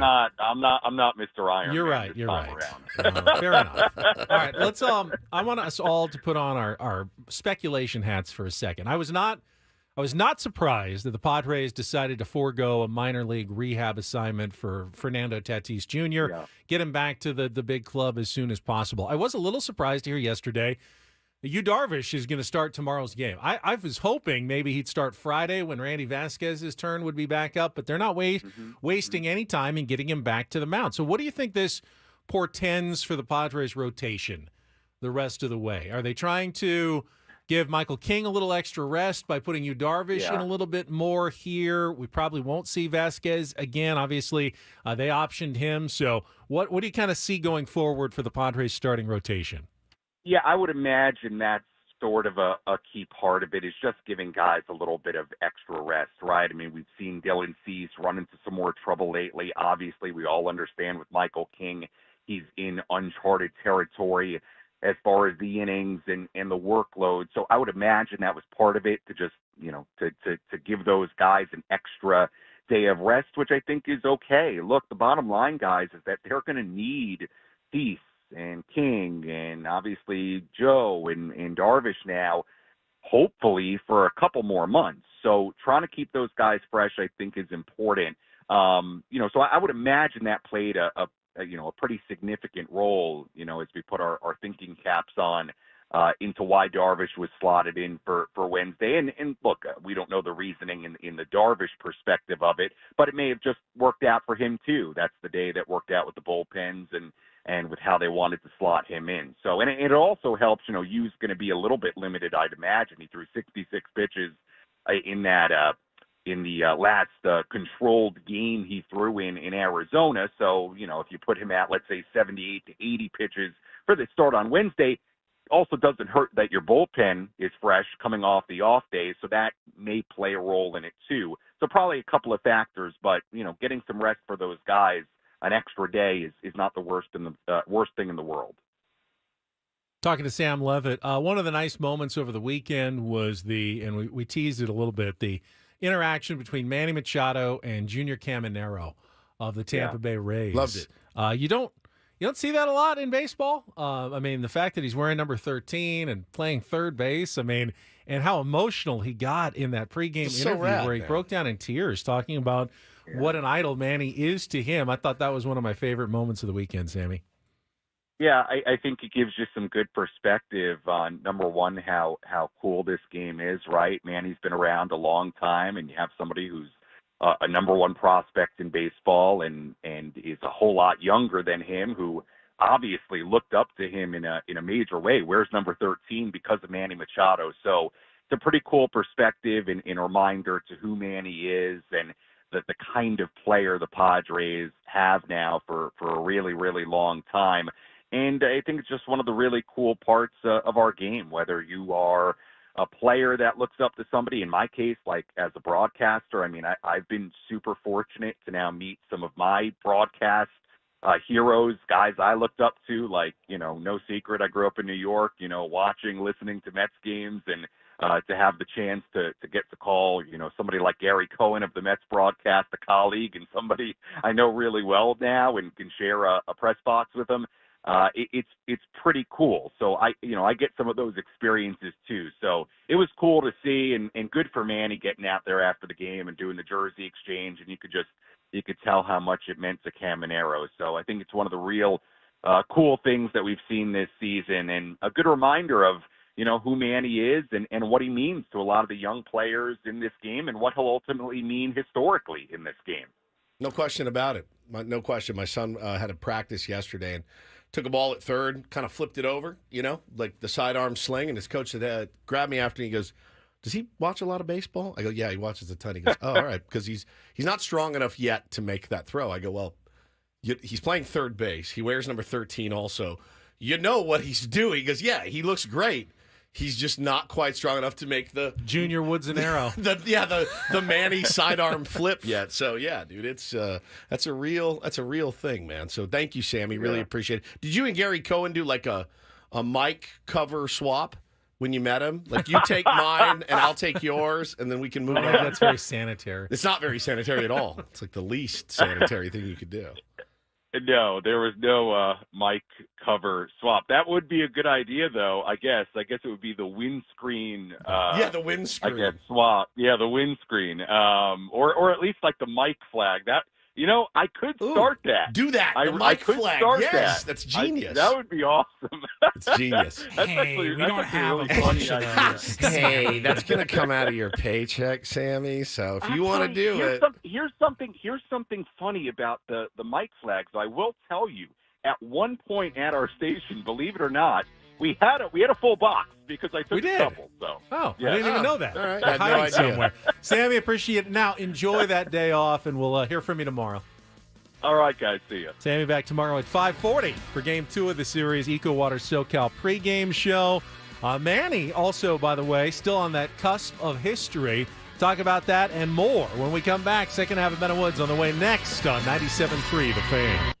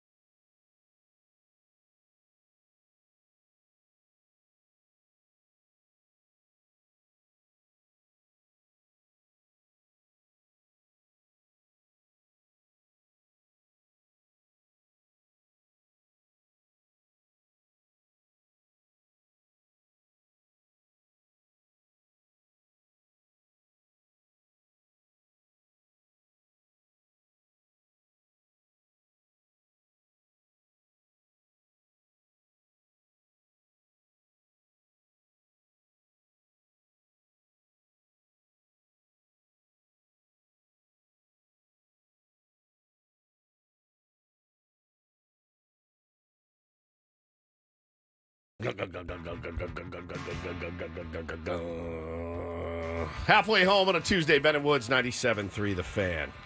Thanks for being here. Looks to be a very, very lovely day. Now, it's an off day today, so mind your P's and Q's out there on Twitter. You know, there's usually a main character on an off day. Ben, I'd recommend just keep your mouth to yourself today. You don't really feel like getting dragged. I mean, unless you're into it. You know what I mean? Well, I mean, if the Mets lose today, the magic number goes down to 19. 19. We need to watch that game today. And you can tell us later what we need to be watching today. But the Padres will not be playing today. A much-deserved day off after just a gnarly stretch. And so, certainly not easy street the rest of the way. They got some really tough opponents, certainly, but at least they'll be well-rested when they play them and not dangling by a thread. So do the Mets and Diamondbacks. Tough schedules. Yeah, they got really tough schedules. Braves not as tough going forward. Padres kind of in the middle. Got like the next 2 weeks are all against teams that are within a game or two of 500. Sure. Tigers, Mariners, Giants, all those games, all those teams are right about 500. They're certainly dangerous, but you're not playing the Dodgers every single game. Well, the good news is you're sharpening your weapons against some really good teams as you go into this stretch run and a potential, first round playoff series. So I'm Woodsy. That's Paul Reindl, the executive producer. Ben Higgins, your friendly neighborhood sports anchor, who is coming up on a very, very monumental anniversary. So at work at Channel 10, they have these TV monitors throughout the building, and they post kind of different announcements, and then they'll show like, hey, birthdays this month, and then anniversaries this month. And September hit yesterday, and they showed September hiring anniversaries. And next week will be my official 20-year anniversary at KGTV Channel 10. I was actually in the building about 22 years ago, but like full-time official sports anchor 20 years ago, September. I remember my first day was I was in Oakland covering a Chargers-Raiders game in the parking lot on my very first day of work. And they sent me up to Oakland. Knowing 29-year-old Ben, you went there and you were like... 28. 28. Yeah, you're not 49 yet. Your birthday is in November. Correct. 3rd. Yes. Yes. So when the November screen pops up, they'll say, birthdays in November. Right. Ben Higgins. But I can see a 29-year-old Ben. And again, you'd done it. You'd covered things and been to events. But when you finally were made official, Ben, here's your assignment. You're going up to Oakland. You had to have been, look at him, you had to have been so giddy. It was Monday Night Football season opener. Oh, my God. In that parking, I was a little nervous, too. Of because course. you're in that parking lot with all the Raiders fans up there. But it actually went really, really well. And it was a very exciting moment. But I can't say that I thought, okay, well, I'll be here for the next 2 decades it's crazy, plus, dude. Crazy. When I took that job. So it's a momentous occasion. That's a big one. 20 years is a long. Did the fine folks at Scripps have anything special planned for you? Because let me tell you what I got about an hour ago. I got an email from Odyssey. Because I was born in the month of September, I have been given an early birthday present. From Odyssey? Yeah. From the big bosses. The big Adams bosses. What did you get? Bonus? Little paycheck bump? Kind of. Yeah. I got 10 Odyssey points. Oh. Yeah, 10! You can redeem those for not much. Collect 1,000 of them, and you can get some Odyssey headphones that do not work. Pair of Odyssey socks. There's an Odyssey backpack. Backpack is on the Odyssey Point store. That's like 15 that's birthdays a lot of points. worth. That's a lot of points for the Odyssey backpack. It's way more than that. Yeah. 15, that's 150 points. You ain't get it for 150. I feel like in the old days, you hit 20 years, you get like a watch or you get do they do that still? A trip or something. I mean, Not a gift anymore. card would be nice, like restaurant out, something like that. 20 years is $20 for 20 years. 20 years is that's a momentous occasion. Most 20 people years don't. in one spot. Most is people nuts. don't get to 20 years in the same job, right? That's absolutely right. Especially media. Especially media. You're Tony Gwynn, dude. I'm sure those offers were rolling in from LA. I never worked for another television station, Never. just like Tony. 20 years in the same rank spot. At Channel 10 as far as longest tenured employees? 20 years is a long time. It's a long time, bro. On air? Yeah. So it's between me and Michael Chen, who's our reporter, who actually, his official hire date, like full-time, was before me. So he's been here longer. He's already had his 20th. But I was technically in the building on the air first because I was filling in for 2 years before I was hired. So it's kind of the competition between the two of us. Now, Kimberly Hunt was there before either of us, but left for a while. Yeah. Then came back after my 20 years started. Resets. So kind of resets the clock. But those would be your three, I would say, longest standing on-air employees. Now, behind the scenes, we've had people who have been there 30 years, 40 years, a long time at the station. So Charisma is about to break your heart here. She says, the old car dealership company I worked for, someone reached 20 years. They gave him $20,000 with one of those big checks at the company holiday party. That is not happening. Definitely not happening at Channel 10. 20 years on television in San Diego. Yeah, the Tony Gwynn. Now, did you get other offers from time to time? I think with TV, you have to go out and find them, honestly, unless you're like you're like Ryan Seacrest or something that's very ambitious. You liked being here. You probably didn't have your feelers out for a time. Yes. I wasn't really out looking. Right. That strenuously. Yeah. I mean, when my contract came up, I would you poke around a little bit, but no, I never actually got any other offers anyway. So. They're like, damn it. Oh, you could have had me for even cheaper. Could have had you for cheaper. Didn't know that. 20 years, man. Congratulations. Jay to the jail. Half day of PTO coming my way. Yeah. Hey. Yeah. Yeah. Feel free to work out with your manager a day you can leave early or something like that. I wonder if they give you something. Kurt got a button for 5 years of service. A button. Button. A button. Just wear it? A button. I've been here 5 years. Button. A 5-year button. 20 years. We're getting what? How many years have we been at Odyssey? Almost over 5 now? Over 5. 5.5. 5.5? It was five in June. Did we get anything for our 5-year anniversary? No, I don't even think I got those 10 Odyssey points for my birthday. I need to go back and check. I don't know where I gave you at. some like last week. Well, see, we give I each give you other. more. I give we you like give each other 15. more than 10. Just because it was a Thursday or something. Do you think they were planning something, and now that I've talked about it, I've ruined it, and now they're not going to? Or they go, oh God, we better pick it up a little bit here. That's the other thing. It could work in your favor. That's true. A pizza party presented by Roundtable for Ben at Channel 10. Yeah, man. I 20 years in media in this town is a long, long time. Congratulations. Technically, I'm giving myself a little golf trip at the end of next week. I'll be That's true. off next Thursday and Friday. That's for my true. 20-year anniversary. Yeah, So do your own. I'm out, people. That's true. Missing the roundtable next week. I'll be there this week. I celebrated 5 years at our old radio station. I celebrated 5 years by You getting got there laid off 5 years? Oh, congratulations. along with everybody else because they stopped paying the bills. Got a nice big severance package and everything. Is that like 5 years on the nose? It was like within a month. Yeah. A month of 5 years. Yeah. So Yeah, 5 years there, 5 years here. you're missing the Roundtable next Thursday? Next Thursday, I'll be gone, yeah. Who's hosting? Oh, Annie did it last time when That's I was true. gone, and she did a great Wait, job. was from I there? everything I wasn't heard. there. Did you miss that I one? missed that one. Everyone gave rave reviews for Annie Halbrin, so hope she knows she's got to step in next Thursday. Does she know that? I don't know. Okay. And maybe Adam told her, maybe not. You should do it, Woods. Polly. Fine, I'll do it, but you have to be on it. Fine. Never mind. I just did the solo cup with the dog S in it. I'm already here for half of it. I know. Finishing up. Might That's as well. true. Forget it. No, I don't want to do it. Adam has not spoken to her yet. All right. Well, yeah, you're gone, but this Thursday you will be there. I will be there this Thursday. Looking yes. forward to it. All right. No, Adam, I'm not taking the broadcast equipment with me on my 20-year anniversary golf trip. Is that what this is? Is that what you're calling No, it? it's just happened to be the same. It's happened to be the same. Couple days. And that's the yeah. day of your 20th? Friday next week, I think, will be my 20th. Excellent. Excellent. Well, congratulations to you. 20 years, certainly a long time. And I hope you get all the flowers. What's the longest you were ever in the same job in your life? Is it this one? Or were you in one of your other jobs for longer than 5 years? Maybe right here. Really? Yeah. When you're in sales, you're always kind of hunting the next best opportunity, and they come to you. Oh, you had a good quarter there. Would you be interested in doing this for us? And so yeah, it was a little different.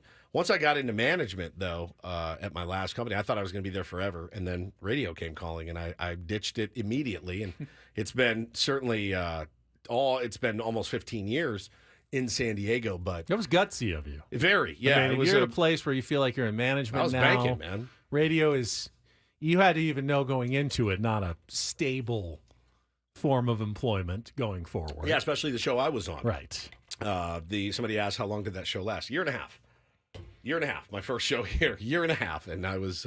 See, now Big Boss Michael says Ben and Woods will be here for 20-plus years. Put it in writing. Throw it in writing. We're very happy here. Yeah, We'd we'll love sign to it. stay. We'll sign it today. 20's a long time, though. That would be 14 more years. How old would you? You'd be 64 or so? Can't do it, man. Can't do it. Coming in here going, all right, so they're calling this kid up. He's 18. I mean, I don't know if I have it in me, but we'll try. Pilates? Yeah. Paulie is our 50-year-old producer. Like, forget it, dude. I want to go out on top. But anyway, no, we are very proud of you, Ben, and that says a lot about your character. Thank you. And who you are, and the fact that they would want to keep you there for that long is remarkable. And never once did they go, I wonder if we, and they may have, you don't know. I wonder if we could do a little bit better than Ben. And they said, no, the guy shows up. Not. Well, I mean, you know how bosses are. You know how media is. They're always looking for the next big thing, but Steady Eddie, man. Steady Eddie wins the race to 20 years. I will say, I watched a lot of college football this weekend. I mean, a lot. And most of the games were on Channel 10. Yeah. Saw a lot of Ben Higgins sweepers. Yeah. I hadn't seen them yet. I saw a few of those too. They were like, I remember hey. you told us you had filmed them, and you were like, Never waiting to see them. when they And then aired. they were on a lot. I saw it too. I don't watch a ton of live television, at least not Channel 10. Like, it's usually the Padres game, and then I'm back to the Roku or whatever. I was like watching, like, NBA Finals might have been on Channel 10. Never saw them. No. And then saw like 5 times this Yeah, it weekend was great. coming back from commercial break. Randomly, I'm like, hey, not even paying attention, sitting on my couch watching college football sports today, and I looked up. Higgins. Taylor pointed it out. That's Ben. 10 News sports anchor Ben Higgins covering San Diego. And I look up and I go, oh, look, I'm staring at myself on television right now. So good. There I am. Attaboy. Good job. Thank Proud you. Of you. Proud of you. This guy got a $1,000 bonus for his 5-year anniversary. Wow. So that should be That's a $20,000. precedent you do not want to set, Odyssey. That's $20,000 for you, Benny. I hope you get something. I hope they do right by you. We'll take care. Well, you won't be here, but we'll take care of you maybe the day before you leave. Thanks. All right. Excuse me. You're excused. Thank you. You belch on air more than any radio host, probably in the history of radio. Snuck. Wouldn't you say that? On me, man. I mean, I have rarely heard radio hosts at all belch, but Woods does it at least 3 or 4 times a week. Snuck up on me. Sorry about it. All right, we'll come back. Paulie watched a lot of college football. I wouldn't mind talking a little bit about some of the games that we saw over the weekend. Was that Paulie? You do one. I can't. You can't burp on I can't. I've never heard him burp. I can't burp. I can't. I can't burp accidentally either. You don't burp. I don't burp At all. I mean, occasionally, like a silent one will come out, Like one of those. Yeah, but I've never made a noise Really?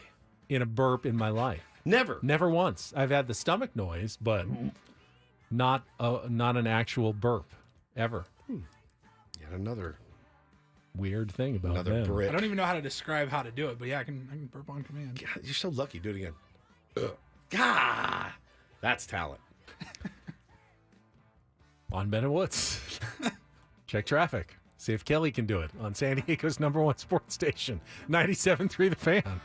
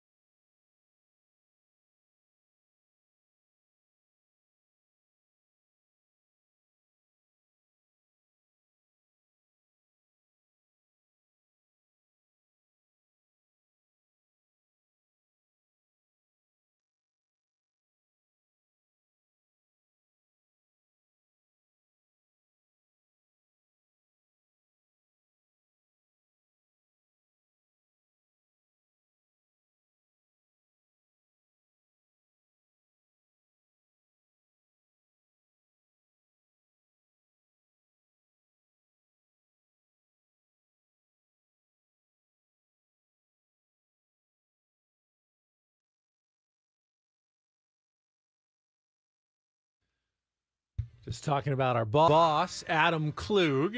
He's got to be in a pretty good mood today. I would imagine. Georgia Bulldogs, they were probably the most impressive team. No, Texas was pretty impressive. They were. Yeah. But the Georgia Bulldogs dismantled Clemson. Yeah. 14th ranked Clemson, 34-3. They had everyone questioning, like, Dabo Swinney's competency as coach. And, remember, Clemson was really, really good for a while. And now Georgia is just so good right now. They look very poised for another national title run in Georgia.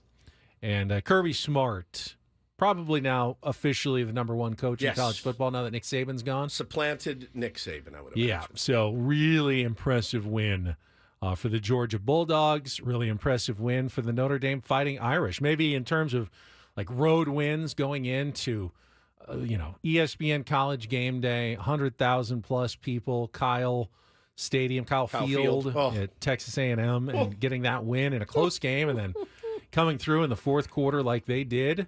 Marcus Freeman's stock on the rise for the Fighting Irish. You forget how awesome and absolutely awful it is to have a rooting interest in college football and just the standing up, screaming at the TV. The whole scene is just nuts, and what they were able to do going in there, it's such a tough place to play. I mean, you saw the 12th man is a real thing. I can't even imagine how you prepare. Oh, we played loud music at practice. Like, Piped in some crowd noise. It's not even close, dude. It's not even close. And their defense, Benny, looks really, really, really good. And yeah, man, Marcus Freeman coming back. He's got some time under his belt. Great recruiter, great defensive coordinator. It was an awesome win, man. And now you got to refocus. And they got some easy games, but as the Irish have proven over many, many years since I've been a fan, there are no easy games. So you mentioned that last week, and I was just looking at their schedule, and essentially they got nothing but easy games. I mean, there's no such thing though. If you're a Notre Dame fan, yeah, really not. They don't have that. But if they can win offense. at Texas A&M, Northern Illinois, Purdue, Miami of Ohio, Louisville, Stanford, Georgia Tech, I mean, they at least beat Florida State, but Florida State's horrible. Navy, Florida State, no longer. I mean, that was going to be the marquee game on their schedule, and they've looked absolutely awful. I think USC is going to end up. Virginia, Army. So then that's their entire season. And then it comes down to at USC. Last game, November 30th, and USC had the other, I thought, really impressive victory with, we talked about him a bit, Miller Moss, who was the Holiday Bowl star offensive MVP last year when he filled in for Caleb Williams, who decided, hey, I'm the number one pick in the draft. I don't need to play in the Holiday Bowl. And Miller Moss stepped up, and now looks like a potential Heisman Trophy candidate himself. For the USC Trojans, we just have to wait so long for that game between those two teams. Well, and as you know, anything can happen. I mean, Louisville beat the Irish. Louisville, you just never know. Oh yeah, there's landmines for sure. Absolute landmines. But they'll be favored. They'll be favored in it probably every game now, at least until that USC game, and depending on how USC survives a grueling Big Ten schedule, much harder than Notre Dame's schedule coming up. Notre Dame's poised to make that 12-team college football playoff just based on basically that win on Saturday against Texas A&M. Yeah, it was a good one, man. There's just no question about it. It was really spectacular and took a couple years off my life, I think. There was also a local college team that had a very impressive win on Saturday night. Congratulations to the USD Toreros. Hell of a game. Beat a scholarship program for just the third time in school history, taking out Cal Poly 27-21 in their season opener at Torero Stadium. Very good win for Coach Brandon Moore, who, of course, had to deal with the whole hazing scandal last year. It was just a mess and a nightmare, so he's kind of going, this is actually my new first season and a good start, a restart for USD. Oh, yeah, and then there was the other I watched local team. I did too. I watched a lot of it. I was very curious to see what the offense was going to look like. I sat and watched the first half for and San went, Diego State. Bro, this could not be going any worse for a new coach that likes to run and gun, and you can't get anything going. The quarterback, what's his name? Danny O'Neal. Danny O'Neal. Sounds like he should be playing for Notre Dame. He really does. Yeah.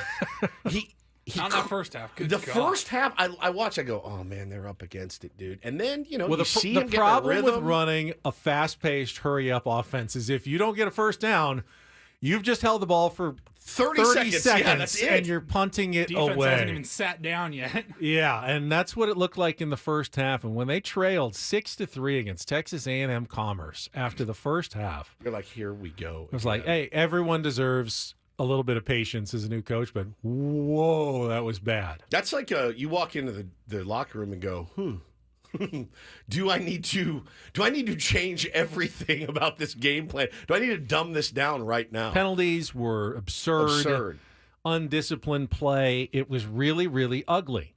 But then the second half came out, and as usual, the Aztecs' defense is really what flipped that turnovers game. were big. But O'Neal completed great. 11 of his last 12 passes, and this running back that they got used to be with Sean Lewis at Kent State, Marquez Cooper. They got something in this kid. Now, you may not realize that he is actually the NCAA's active leading rusher already from his 3 seasons at Kent State, kind of toiling in anonymity, but jumping to SDSU and getting 223 yards in your first game is going to start getting people talking about you a little bit. So, obviously, there are much tougher games on the schedule, including this week. Oregon State coming to Snapdragon Stadium, but I'll give him a passing grade for Sean Lewis in his first game as head coach of the Aztecs. They missed the cover by half a point. Yeah. By the way. After a point. It was over 32 and a half. And they were down 3 at halftime. And they nearly covered in the second half. I mean, holy smokes. I will be complete transparency. Yes, I took Texas A&M Commerce plus 32 and a half points. Yes, I sent you guys the line, and I go, can San Diego State even score 33 points? They got 45. They did. All that I had, I was like, yeah, I've watched the Aztecs the last few years. I know it's different players. I know it's different coach. I know it's a different system. But I thought 32 and a half is a monster number to cover.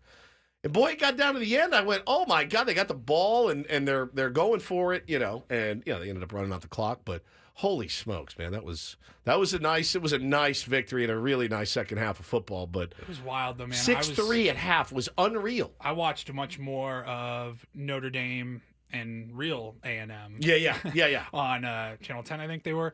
But I was flipping back and forth. You got San Diego State and A&M Commerce at Snapdragon on True TV, I think it was. True TV. And then I'd flip over, and you go to Kyle Field on the big ESPN, ABC channel, and I go, it looks like they're playing two different sports. It's so unbelievable. It looks like I'm watching a JV high school football game at a nice high school field, and then you go and there's 114,000 people or whatever, and it's noted, like, the athletes, they look like grown men. Like, it was just, it's the disparity between the top of college football D1 and lower towards the bottom. Yeah, it's unbelievable. It's pretty staggering. You just go back and forth in watching it. Well, I mean, dude, I was even watching Florida State's offense last night, and they didn't do great. But I watched them, and I go, I mean, it's more explosive and dynamic than the Irish is. You know what I mean? It's like Bro, I was watching every team's got its thing. USC and LSU, neutral site, by the way, in Vegas. They sold out more than any Raiders game ever has sold out. They had more people in that game for USC LSU week 1 than the Super Bowl that was just in Las Vegas. It's insanity, man. By the way, congratulations to Woods and all the other Notre Dame fans for collecting a brand new meme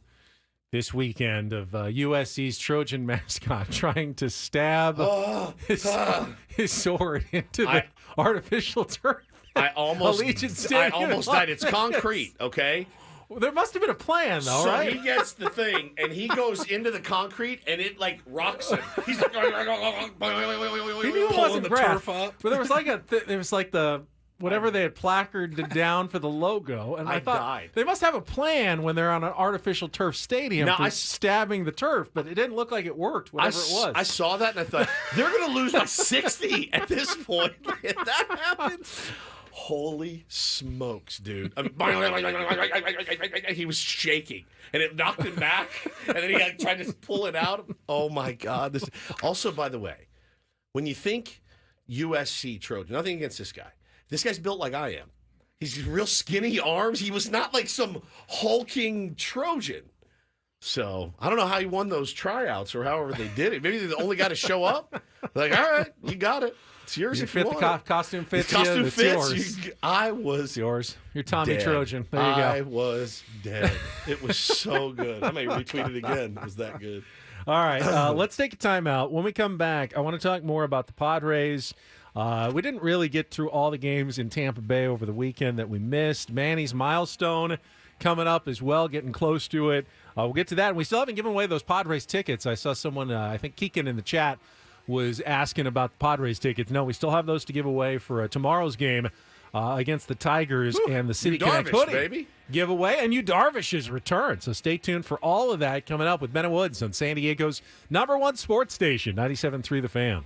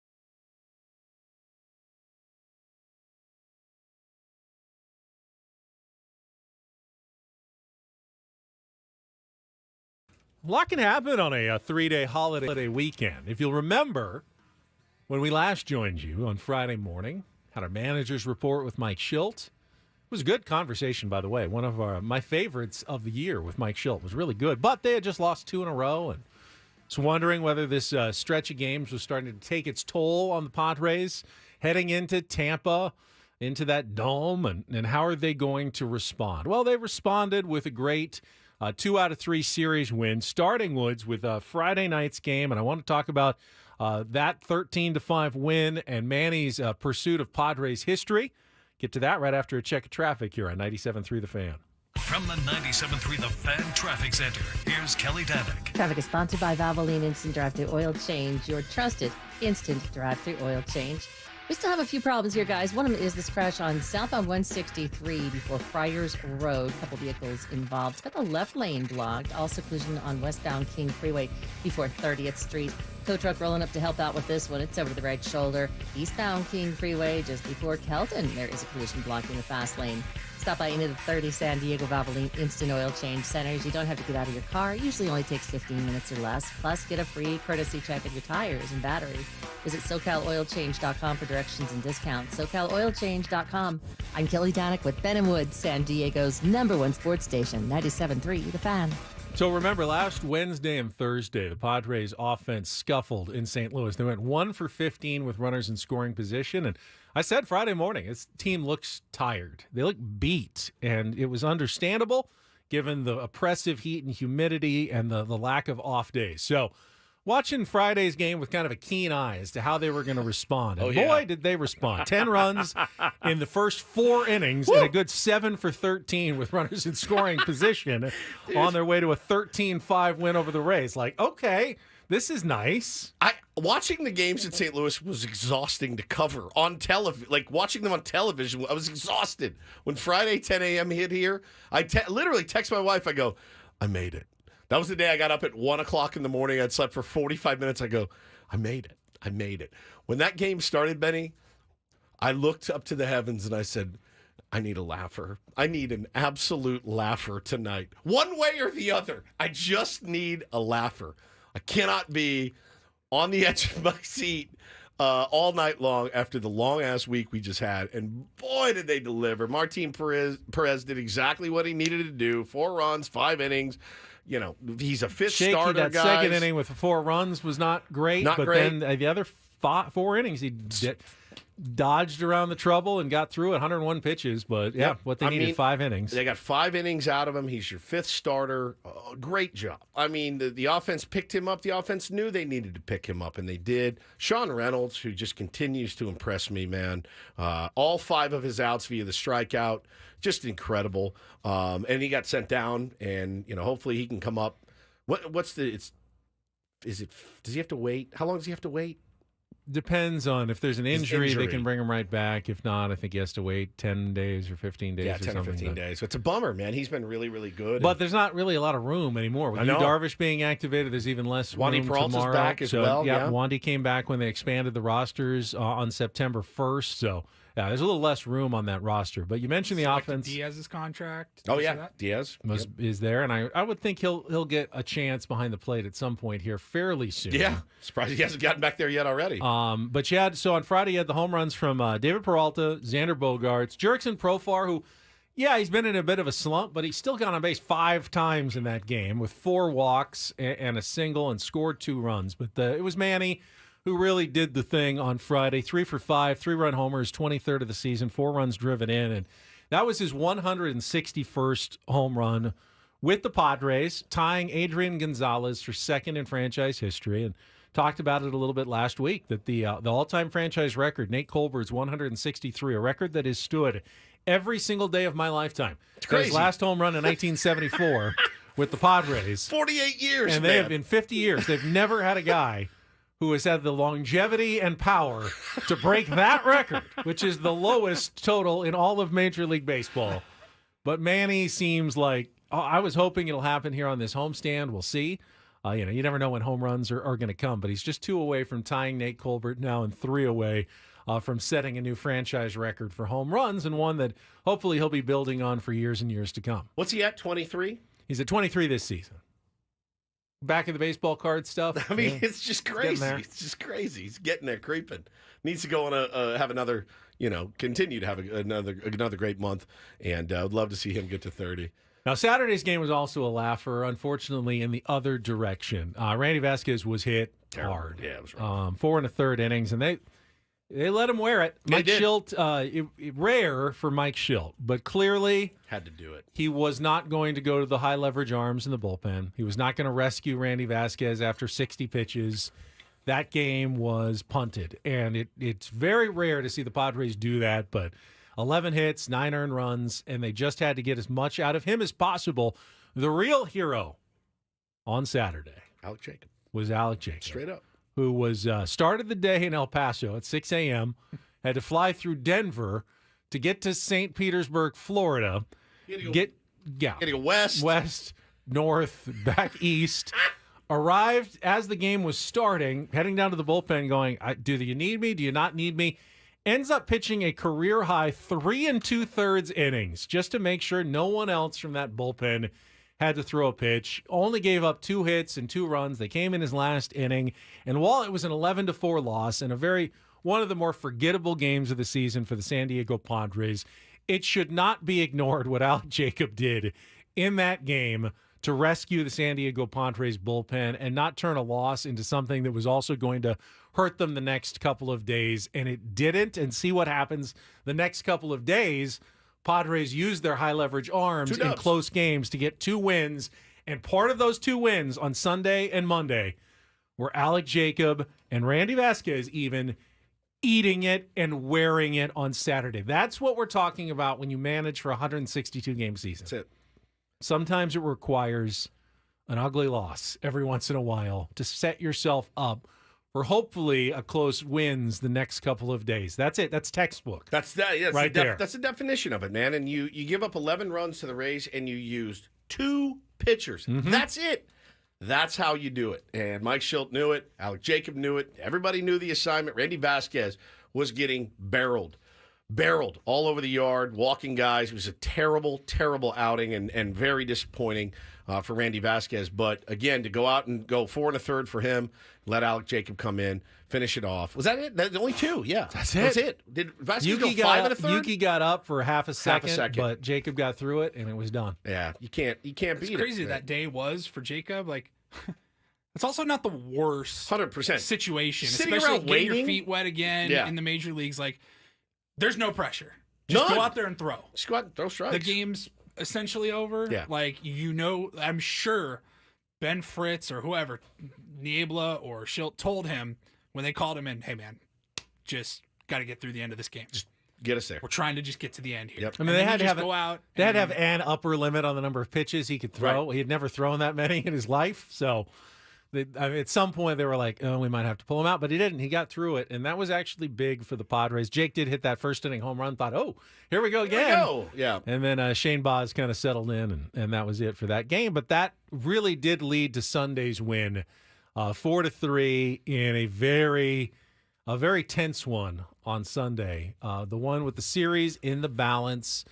Close game. Jackson Merrill had that great catch in the 3rd inning, which was fantastic behind Dylan Cease, and then hit the 2-run home run in the top of the 4th inning, off a pitcher that had been looking pretty solid. That was a big moment for Jackson Merrill to deliver again for the Padres, his 21st of the season. That game too, Dylan Cease, I sense some frustration certainly from him, and I sense some from the fan base. And I mean, he really he comes out and throws 10 balls in a row at one point. Well, his first 5 innings, he was great. fantastic. He was one hit, 1 walk, Yep. was terrific, and then came back out in the 6th and threw 10 straight balls, 2 walks, threw a strike, and then gave up a single. And the bases were loaded, and that was it. Mike Schilt came and got him at that point. It had to be one of the most frustrating moments of the season, I would think, for Dylan Cease. To know you have a 3-0 lead, you are cruising. Just lost the plot for a second. And you just couldn't find the strike zone. Got squeezed on a couple. Yep. That had to be one of the most frustrating walks back to the dugout there for Dylan Cease. Jason Adam came in and he wasn't charged with any of the runs, but he allowed all 3 inherited runners to score. Now, kept it from being any worse, got that double play, but hit by pitch, grounded into double play, wild pitch, and all of a sudden a game that the Padres had well in hand. It felt in hand, yeah. Is now 3-3, and you're going, oh no. Benny texted us. He goes, I'm nervous. I texted you before that inning. Yeah, before that inning. He goes, I'm a little bit nervous because that should have been a bigger lead. It felt like, they're letting him in this one.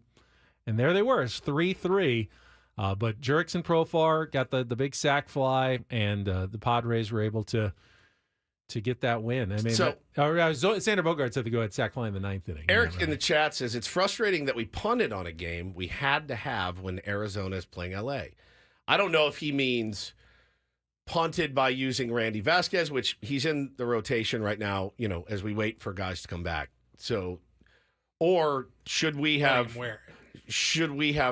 tried harder to win that game? My answer, Eric, has got to be no. Just because the Diamondbacks are playing the Dodgers doesn't make that game any more important than any of the other 161 other games of the season. Maybe in your mind you feel like, well, one team's going to win and one team's going to lose, but it doesn't really change the equation. You're trying to win the most out of 162 as possible. Yes. And you're managing, if you're Mike Schilt, you're managing to try to win as many of the 162. But to do that, sometimes it requires not winning one or two games. Now, they didn't decide going into this game. We're not going to win this game. No, they tried to win it. They were hoping Randy Vasquez could give him some length and keep him in the game, and maybe the offense could come through. And it would have been a different story. You would have seen Jason Adam or whoever. Yeah, and they had opportunities. But once it wasn't, the right decision was made to let them wear it and just eat that loss. Yeah. I think that was absolutely the right call, and it was proven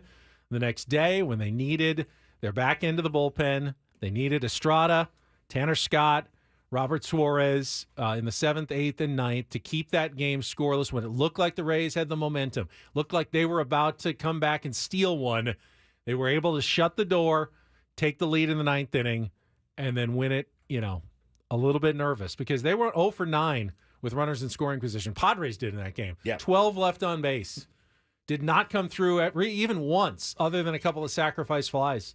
And they still won that game. And it was based on what the pitching that they had that they wouldn't have had if they had chased fruitlessly Saturday's game. Yeah, and, as we've made the point, and Tim follows up in the chat, he burns the bullpen that game. We might not win the next two. You won two very close games the next 2 days. So I'll take those, and we roll, man. You took the series in Tampa. That's what you want to do. And congratulations to Dylan Cease on Sunday, 200 strikeouts. Yes. For the season. Did you guys see what happened there? Of course. Yeah. I saw that. So he strikes out to end, the 3rd inning. Luis Camposano throws it down to 3rd, the old final out, throw it down to 3rd. And then Manny, he points at Luis, but Luis isn't looking, and Dylan does, and then he's waving, I want that ball, throws it to Manny, and then no, and then Manny throws it into the stands at Tropicana Field. Cease is waving, hey, and then Manny throws it into the crowd. And then the heavy Ben sigh when he was so mad. And then they got Manny. He went back out onto the field and got the ball back. From the fans. He's the only guy with 200 Ks right now. No, Tarek Skubal. In the NL as well. In the NL, yeah. Only guy in the NL with 200. That's on Campy. That's not on Manny, I don't think. He wasn't really looking. Maybe on both of them. Campy needs to know. Was he prepared? Hey, if I get 2 strikeouts this inning, it'll be 200. You need to save that ball. Dylan also, I tell Bo, use your words. He just gave one little, hey, be demonstrative. Yo, I have Manny. Nothing. That's uncool, though. It is very uncool. Started yelling out loud, I want the ball, I want that ball. All right, question. Is it uncool to know you have 199 strikeouts? I was thinking about this during the game. And while individual achievements certainly are trumped by what the team does, sure, I loved why it was important to Dylan Cease. And that is, he is one of the very few pitchers in the game who the last 4 seasons has thrown enough innings and starts to get to 200. And he knows that's what's important in baseball. And the fact that I can get to 200 means I am out there every 5th day helping my team. That's a heck of an accomplishment, and one that is he deservedly should be proud of. So, Manny, what did Manny have to exchange? And just another ball? Just another ball. No, if I'm the fan, I'm going, wait, I got Dylan Cease's hold on. 200th strikeout ball. And you just want to give me a bat. You just want to give me a batting practice ball in I exchange? need a bat. I need a Manny more. bat. Manny's like, great. I got to give this guy one of my sticks because of your 200th strikeout. You threw it in the stands, though, Manny. Yeah, but can't be threw it to me. But he's the captain. He got it back. He did what it took to get it back, and he got it back for Dylan Cease. He did. Dylan's face, it was like, you think that he just kicked his cat or something. He was like, oh, God. But, yeah, it's just kind of an uneven. You know, it was really even until it wasn't there in the sixth inning. In the chat, horrible negotiation from the Rays fan. I get it, but when Manny Machado's looking at you and asking, give me the ball back, what are you going to do? Like, Just no. run. So no, good, I'm not giving it to you, Manny. So That's a tough good. spot to be in as a fan. It is. He wants it back. He just gave it to me. Good for Dylan for getting that, and they did get him off the hook. Didn't he was Well, he was never on the line for a loss. He just lost the win, win. which is unfortunate. Yep. He left the game. He was up 3-0 when he left, but put at Jason Adam in a tough spot there. Very. With the bases loaded and nobody out, you figure at least a couple of those guys are coming home. Unfortunately, they all three came home in that situation. But again, Padres win that day. They win yesterday. They win 3 of 4 from Friday to Monday, matching the Dodgers and gaining 2 games on the Diamondbacks to now take the lead in the National League wild card race. All right, we'll come back. Final hour of the Tuesday program. Paulie's got the Roundup report with some NFL news, some Joey Chestnut news, and more, and the Padres ticket giveaway. All coming up next on 97.3 The Fan.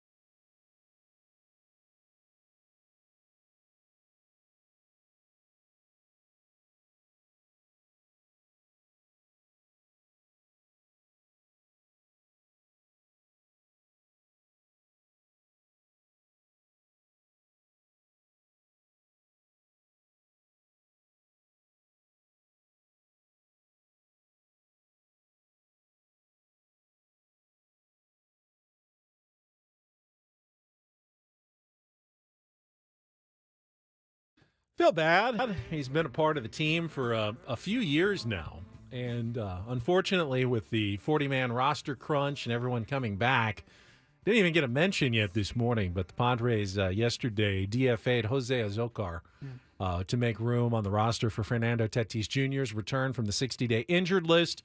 Bryce Johnson was also optioned down to AAA. Now, maybe a Sugar passes through waivers and remains with the organization. Maybe he opts for free agency and tries his hand with a different team. But there were some moments over the last few years where Sugar came through, either defensively with his legs, had a couple of big moments for the San Diego Padres, and unfortunately they just didn't have any more room for Jose Azocar, and he was DFA'd yesterday. It's wild, man. Wild, because I can vividly remember, not having anything to talk about in January of last year and talking about what your potential options were for the San Diego Did he Padres. start the opening day this year?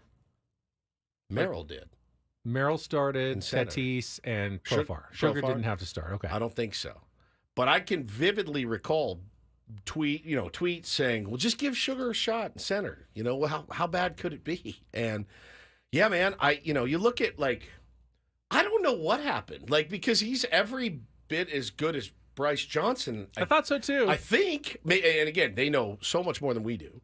And I don't know what happened. I really don't. I have no idea. But yeah, Sugar DFA'd. So right when they sent him down, I was like, oh, okay. I didn't think he was doing that badly. Right, I didn't either. Down he goes, and then never brought him back up, and ends up getting DFA'd yesterday. I didn't realize he was on the Padres roster all the way up until June 22nd. Yeah, he was there the first 2.5 months of the year. He was the defensive replacement for Profar early in the season. That Cubs series, we all remember that. And Profar's spot came back up, and Sugar, all that. But yeah, I mean, look, it's just a guy. And somebody makes a point. The pinch runner job he used to have was taken by Tyler Wade, who's much faster. I died the other night, by the way. Did you guys die when he put Tyler Wade in the pinch run for Crony at third? I couldn't believe it. Now, my fat ass takes a non-runner because I can't run. If I hit a triple, I'm going to stay at third. Now, Xander's fly ball would have scored Jake easily as well, and the throw was, 40 feet over the head of the catcher. Jose Siri uncorking So that. it's a 3-3 game. Yep. And if it comes down to it, and there's a play at the plate, don't you want that extra step and a half that you're getting from Tyler Wade? I mean, it might be the difference between a win and a loss. That's aggressive managing to make sure even the smallest detail, you can go ahead and win that game. Now, if you don't score and Jake's spot comes back up, and now you've got Tyler Wade in the lineup. Or defensively, no, for defense, it was defense, and so we all saw Xander move over to short for a couple innings, and they put Tyler at second for Jake, and I just thought to myself, now again, it wasn't the wrong move. We won the game. It surprised me knowing how much Schulte values defense and how good Crony is defensively that he would say this 90 feet. Which, by the way, I just think in that moment he was valuing that run more than defense, which is rare, but it's possible. rare because you're on the road and you still have to get 3 outs and you have to have defensive guys out there. Yeah, but if you you're value home, I get it. They don't matter as much if you don't get that run. Now, across. if they're already up 4-3 and that's an insurance run, Yeah. I don't think you do it. Okay. But because you're tied and I was you need surprised. that run to win, Again, maybe you do. not saying it was the wrong move by any stretch. Don't get me wrong. I was surprised when it happened. And I actually thought for a sec, he might have tweaked something. You know what I mean? That was my thought because I just said, Crony's fast enough, he's going to score on a fly ball. We always like to imagine as fans that there is a right decision and a wrong decision. Right. But a lot of the decisions are 50-50 or 49-51. Sure. 52-48. I mean, it's really small, and it comes down to, when you're next level, and I'm sure Mike Schilt could explain this better than I am, but you're thinking, Xander Bogaerts can hit a fly ball, but they're not always the deepest of flies. Is he the guy that might hit that mid-level fly ball that Tyler scores it on? Could be a difference between a step or two with Tyler Wade, and maybe if it's Manny, you go, if he hits a fly ball, it's going to be plenty deep enough to score the run. I don't need the pinch runner there, but with Xander, maybe I do. He's got a little less power, a little less pop.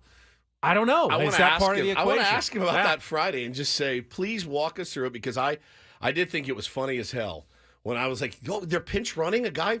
You don't see a lot of that unless it's like a big lumbering dude, and it was a close game. But they didn't do it earlier when he was on base, so, right? You know, like what made the decision for you when he got to third? Yeah, it was wild. I just thought that was one of those moments that gets kind of lost in the shuffle, and I thought that's really interesting play by Mike Schilt, who values defense very, very much, and so it's that you definitely are weaker with Tyler Wade playing second than you are with Jake Cronenworth. 9:05, Paulie, take it away. And get things started here with our today's edition of the Roundup Report. Now tuned into the greatest. Welcome to the Reindl Report with Paul Reindl. Hi, Paul. All right. 2 stories from the world of sports that we haven't gotten to yet. We'll start off in Major League Baseball. And 1 story that you didn't know you needed. Are you laughing, biatch? It's the Reindl Report. Hey, Paul, how you doing? Okay, how are you? On 97.3 The Fan. Are you ready to bless the mood? I need some help, please. That was good. Can I get a yeah? Oh, yeah. All right.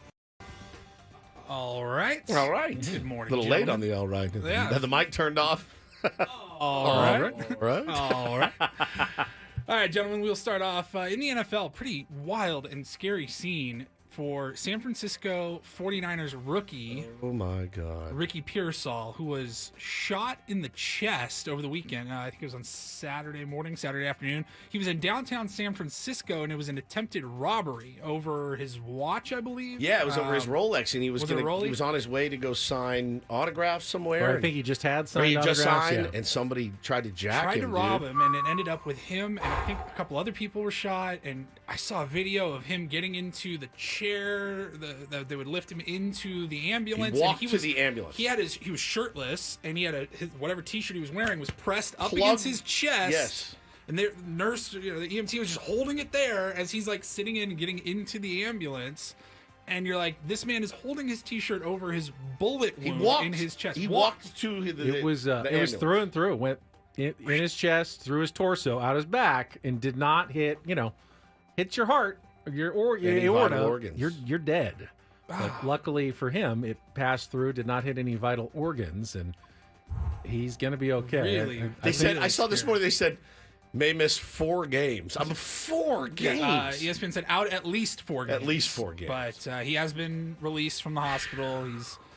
He's on the mend. But God dang, that is scary. I mean, they haven't told all of the details other than a robbery gone wrong or confrontation, but it was the attacker was also shot with the same gun. Yeah, so with his gun. To me, I'm imagining the old movie scene where they're fighting. Well, it says they're now fighting over the gun, and it goes off a couple of times, and like crazy. Was shot near Union Square Saturday afternoon after a 17-year-old male attempted to rob him, resulting in a struggle between the two, according to the San Francisco Police Department. And then both he and the suspect were shot. So yeah, it was kind of like they're like struggling for the gun or something. But man, that is scary. By the way, just a little breaking 49ers news this morning. Mentioned last week, Brandon Ayuk got signed. Trent Williams' holdout is over. The Niners are finalizing a new deal this morning with Trent Williams, putting their star left tackle in position to play in Monday's season opener against the New York Jets. Taking care of all those guys. CeeDee Lamb last week, Yep. the Cowboys.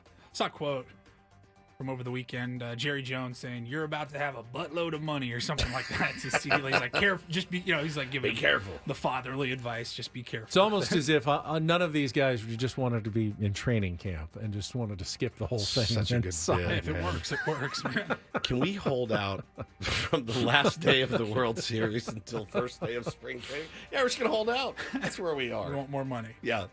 It's a good bit. All right, moving on. Yesterday was big day for Netflix, Labor Day, holiday, everybody home, and they had a live event, which those are few and far between for Netflix. They're still dabbling in the live events, whether it's a comedy show. The Roast of Tom Brady was a live Netflix event. And we had Kobayashi versus Joey Chestnut, hot dog eating contest, GOAT v. GOAT. Yep.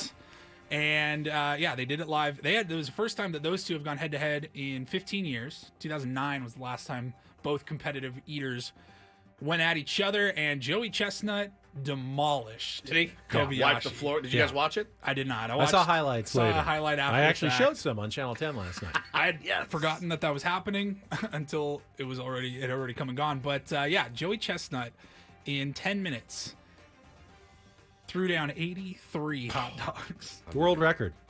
Broke his own record. Yeah. Kobayashi had 66, which is in insane. that time. 66 is insane. 83. That's 8.3 hot dogs per minute. That's bun and all, everything. Bun and all.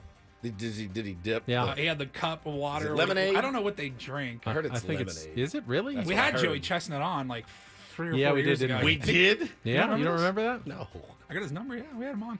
We did. He's somehow related to Tabitha Lipkin, like uncle or cousin or something. She hooked it up. Vague. She was like, "Yeah, do you guys want to talk to?" It was a pandemic interview. We're like, "Hell yeah, we'll talk to Joey What Chestnut." always strikes me about the hot dog eating competition is that you're turning something that is inherently pretty pleasurable. I enjoy eating a good hot dog. You do as well, Yeah. Woods? Glizzy? Into something that looks so miserable. I mean, Joey is pouring sweat and his stomach is distended and he just looks he bite and then absolutely just chug some water miserable, and- shoving Ugh. hot dogs into his face at a rate of 1 every 8 seconds and just downing. It looks like the most miserable experience ever for something that when you have one, really great. It's really great to eat a hot dog. Eating 83 of them in 10 minutes might be the worst thing that you could ever do. Too much of a good thing. Could you eat 83 hot dogs in a month? No. I don't think I could. I couldn't. I It'd be mean, tough. that's It'd be more two than and a 2 a half. day. Yeah. I couldn't do it. I'm like, I 10 have minutes. I have like a hot dog a month. One. And even then though, like I get halfway through it and I'm like, you start to think, what am I eating? It ain't good. I don't care about what I'm eating. I feel like once I've had one, I'm good for at least a few weeks. Yeah, it's like insta heartburn for me too, every single time. So I'm. But yeah, this guy Eric said in the chat, eating contests are gross and idiotic. I agree. I agree. I really agree. I think so many people don't have food. It's like, watch how much I could eat. Like it's so weird. Yeah. It's weird. Yeah.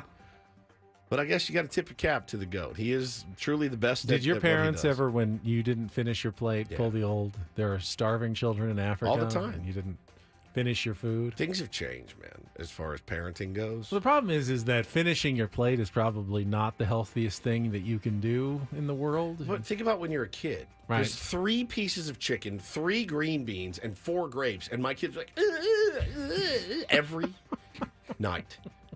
Every single night is the fight of my life. And now should I put her on blast? I can wait. I'll do it at 9:35 and put my wife on such hardcore blast. Such 9:35. I'll tell you what's happening in our household. It's food related. She's so dead right now. Stay tuned So for dead. that. Stay tuned. Yeah. All right, and then finally, I don't know how big of a deal this is, but it's one of my long-time suspicions has been confirmed.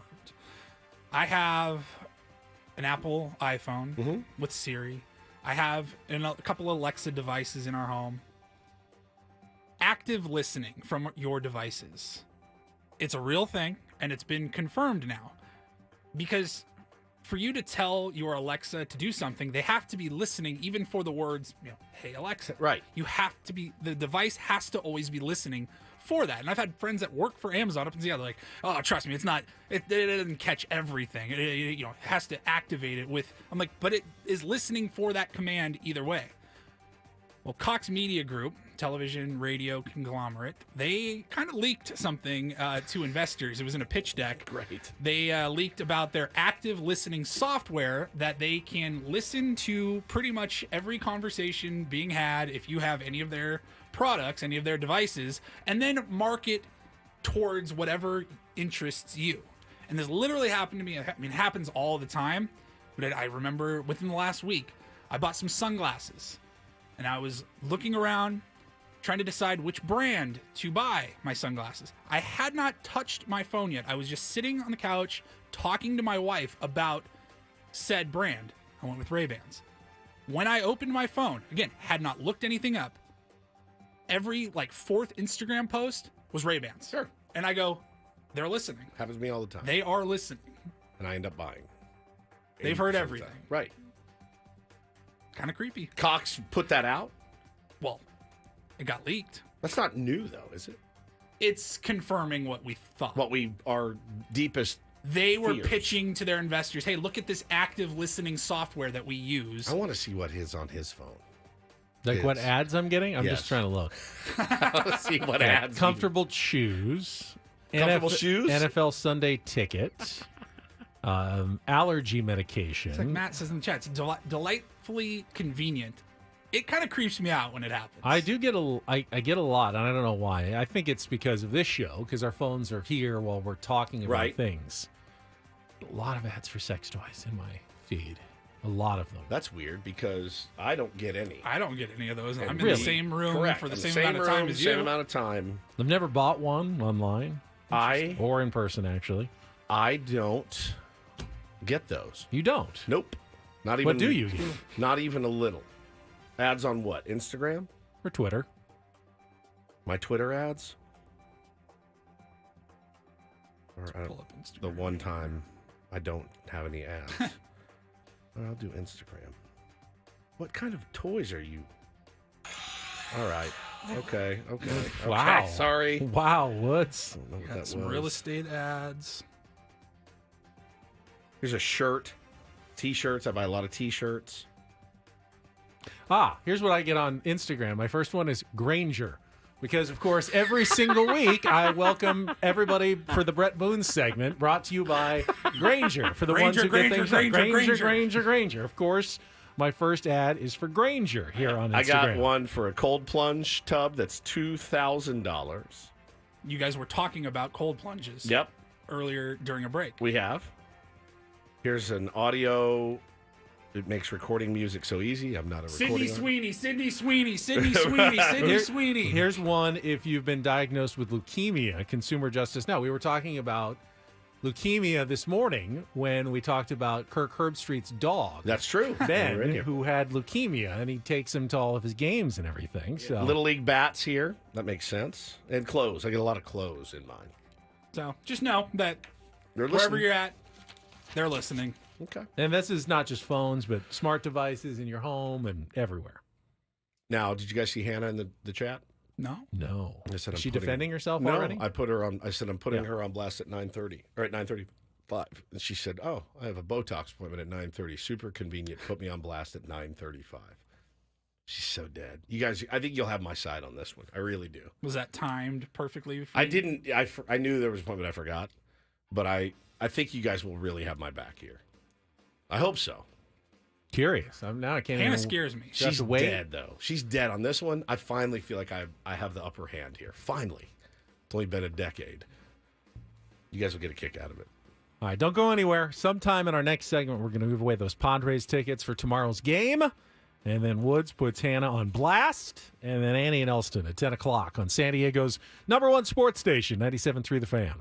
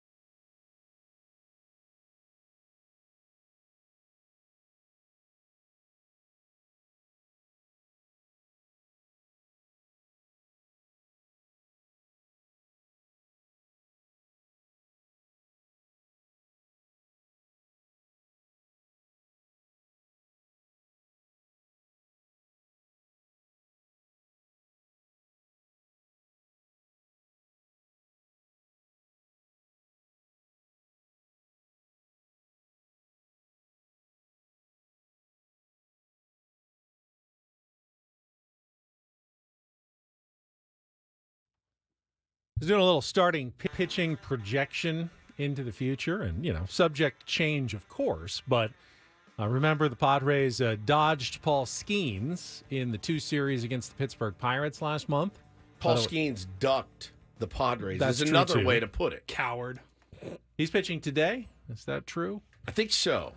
But as I was doing the projections, it looks like the Padres are going to miss Blake Snell in both series against the San Francisco Giants. 2 3-game series. And right now he's scheduled to pitch tomorrow before they come to town. And then he'll pitch again next Wednesday because they have some off days as well.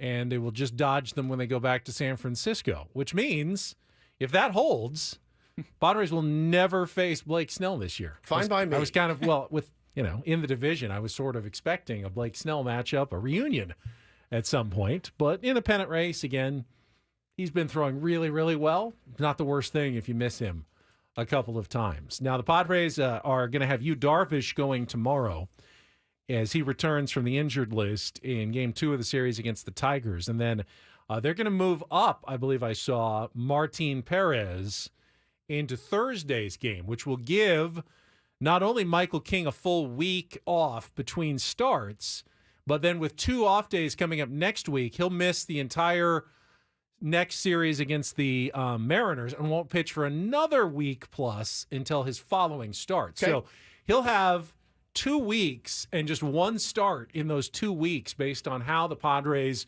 are reworking their starting rotation with Yu Darvish coming back tomorrow and Perez going to pitch, I think, on Thursday against the Tigers. That's clearly a way that they are trying to stretch out the innings of Michael King and keep him fresh going into the postseason, knowing he's already, pushing career highs and career limits. He's over. He's over the major league career high, and I think he's right at minor league, major league combined career high for most innings thrown. I like what he said. He goes, "I feel good, and I'm not thinking about it." He's just gonna pitch when they tell him to pitch, and as long as he's feeling good, yeah. I mean, some people make the jump. We saw it. We saw it with Seth Lugo. Seth Lugo has done a phenomenal job at making the jump from reliever and wherever they used him in New York to what he did with San Diego and now what he's done with Kansas City.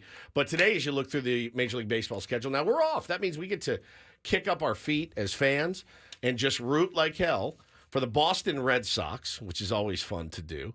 We're also going to root for the Chicago Cubs. They're playing the New York Mets. They are playing the Mets. Yeah. We're going to be rooting hard for the Chicago Cubs today in Wrigley Field. Paul Skeens will take on the Cubs. No, oh, yeah, well... I love Paul Skeens. The Cubs are kind of back in the playoff race, though. They're kind of in it, but don't you They're want... only 3.5 back. Now, that's okay, Cubs could still Braves. lose, and Paul Skeens doesn't. That would be the best outcome. Yeah, Paul Skeens pitches poorly. Paul Skeens pitches poorly, but the Pirates come back and win late in that game. Yeah, there you go. I'm not too worried about the Cubs, but just pointing it out that they're still in it, actually. The Dodgers are taking on the Angels, the Los Angeles Angels. That's a rivalry game.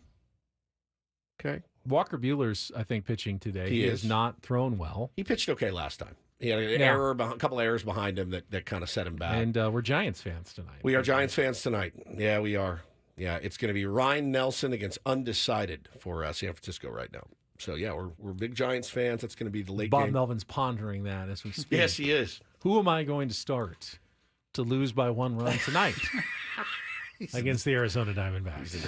The Diamondbacks don't win by 1. So no, they win by like 11. They win by 11 or 12, seemingly or they lose by 11 or 12, which they did the other day. I mean, we talked about it a little bit with Sammy. We were talking about it off the air before our show started. We talked about it all week last week. Who do you root for? Yeah. 4-game series. And I'm never going to say I'm rooting for the team up north, but I was absolutely rooting for the Diamondbacks to lose because right now. So you were rooting for the Dodgers. I didn't say that. Those are your words. So if you say I'm rooting for the Diamondbacks to lose when they play the Dodgers, I am rooting for the Padres to get the number 1 wild card seed. I would love to win the division. That's a little bit further of a reach right now. You got the 3 games in LA to wrap up the season, and then followed by the final 3 games in Arizona. You do not want to have the off day and then stay in Arizona for those 3 games. There are no back and forth road trips during that first round of the playoffs, the wild card round. I want all 3 of those games at home. Yep. I don't care if that means pitching Dylan Cease on Sunday to get clinch there. it. because then he can still probably give you something on Wednesday, or it'd be like Thursday, I think, game three. Game 3. Yeah. Like, you have to get home games. It's huge for the organization, playoff ticket revenue. Us. Want to get down there and party with you guys wherever we might be. Like, the next round, if you can make it past and get into the divisional round, then you're guaranteed at least a home game. Sure. Nothing's guaranteed in that wild card round. I think it is the most important thing for the Padres right now to make sure they get at least the number 1 wild card. Brandon in the chat says Bomel can help the Padres for the first time in 2 years tonight. Oh my God, it's cutting and fairly accurate. By the way, not focused as much on the American League, but the biggest series in baseball is the Cleveland Guardians and the Kansas City Royals in that very tight AL Central as they go tonight. Tanner Bibby against Brady Singer in that game in Kansas City. It's a fun one. So that's also a big one. All right, if you want to go to the game tomorrow night, though, now's your time to call in and win. 833-288-0973. Let's make it the 5th caller. Right now, going to win a pair of tickets to tomorrow's Padres-Tigers game. First 40,000 fans in attendance will receive a free City Connect hoodie. Go to Padres.com/tickets for details, but call now to win a pair. 833-288-0973. Did see the Padres are projecting, based on remaining ticket sales and the remaining 11 home games, that they will break the all-time attendance record that is held since last year when they set the all-time attendance record at Petco Park. Pretty good considering how badly last season went. You thought, well, they won't have the kind of attendance this year that they had last year. No, they're going to break it. Have even more fans coming in and supporting this team. And they've been rewarded this year with a playoff contender. 100%. All right, well, good Shout luck. out SD. Good luck, Paulie. You'll pick up some phones during the break, and then when we come back, my Woods is putting Hannah on blast. This could be it. As she heads in for Botox. This could be it. Does this have anything to do with Bo being toxic at home? I don't get it. Botox, toxic Bo Just go to break. with kids? No? All right. We'll be back on 97.3 The Fan.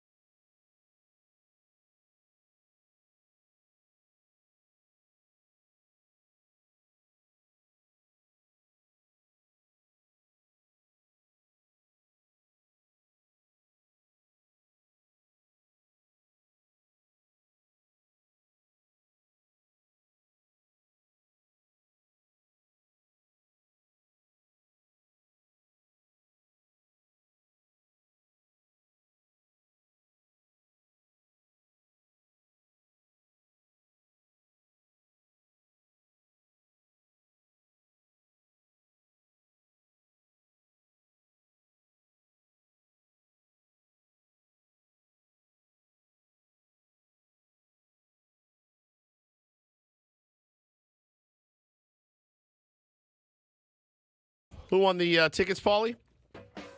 Trevor, congratulations. Gonna go see Yu Darvish back on the bump. Wasn't Trevor Hoffman, was it? It was not Trevor Hoffman. I think he's set for tickets. He usually has pretty good seats when I see him. Yeah, at the he games. has really good seats.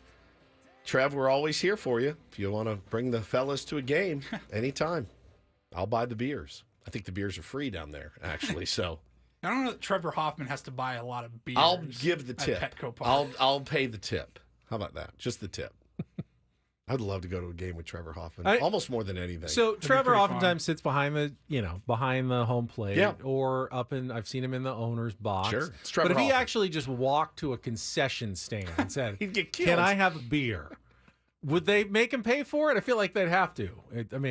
Or would the person who just works someone in line would Delaware pay for North. his beer? Someone in line. Yeah, but if no one paid for his beer, would the person working there go, "Just take it. Like, it's your Trevor. Just take it. You want a beer? Here's a beer." They would know, right? I'm going to text him right now. I want to know. I'm going to text him. When's the last time you paid for a beer at Petco Park? I really hope we get an answer in the next 15 minutes. He takes like a month to text me. That's all right. Well, that's a good tease. So coming up in early October, we'll get the answer to that question from Trevor Hoffman. JH619 says, no, that's stealing. No, he's not stealing beer. No, someone gives it to you. It's not stealing. Trevor running around drinking half-empty beers on the concourse. It's embezzling. It's embezzlement. Embezzling. That's right. Like, do they even still have they have the Randy Jones grill? I think still on the main concourse. Yeah. Like, does Randy Jones, if he wants a hot dog, I mean, he's like, my name's literally on the stand. We buddy. buy our own merch, so I mean, that's what you do. When we were first doing the pre and the post game show, Craig and I were very poor, like making no money. Randy would always take us under his wing. He said, "Come eat on scholarship tonight," and would bring us to his barbecue stand and hook us up with food. Yeah, really. Mm-hmm. That's so sweet. That makes me love him more. When I was first starting out in radio, I was on the promotions team at the Mighty 1090, and part of my duties was the post game show at Lolita's, where I just had to pretty much just sit there for an hour and have some stickers on the table, and they had the speakers so you could hear inside of the restaurant, and I had to lug all of that crap. Yep, done it. 6 blocks down because you had to park way, a mile they don't give away. you good parking when you're on the promo team. No. And I mean, I'm hauling this cart through East Village. It's 11 o'clock at night, and a truck pulls up, and I just hear, "What in the hell are you doing?" It was Randy Jones. He got out, helped me load. He threw everything in the back of his truck and drove in my car. Angel, I love that. Sweet man. angel. He's a good guy. Higgy, you and Elston get over there and get you a plate. You're on scholarship. Get over there and fix you a plate. Good old Archie. Oh, here he goes. Oh, wow. That was a quick month. Comes with my seats that I pay for. It's gotten more expensive, but listen. Oh, so he's buying his own He's seats, buying his though. own So, seats. yeah, then Sweet he's paying angel. for the beers because they come with the charge with the seats. All right, well, But listen. he never wanders around and orders one while he's there? I guess not. No, I don't wouldn't. think you'd If have I've to. already paid for it, I'm not going to go in. I sat in those seats with you one time. You didn't want to leave. You No, did not of course move. not. Everything was free. He's sucking down Cracker Jacks and everything he could get his hands exactly the sound I made. on. He did too. He lost his mind that night. Well, speaking of food, this is where I have to drop the hammer on my beloved wife. That's After coming traffic. up right after traffic on 97.3 The Fan. I knew that. From the 97.3 The Fan Traffic Center, here's Kelly Danick.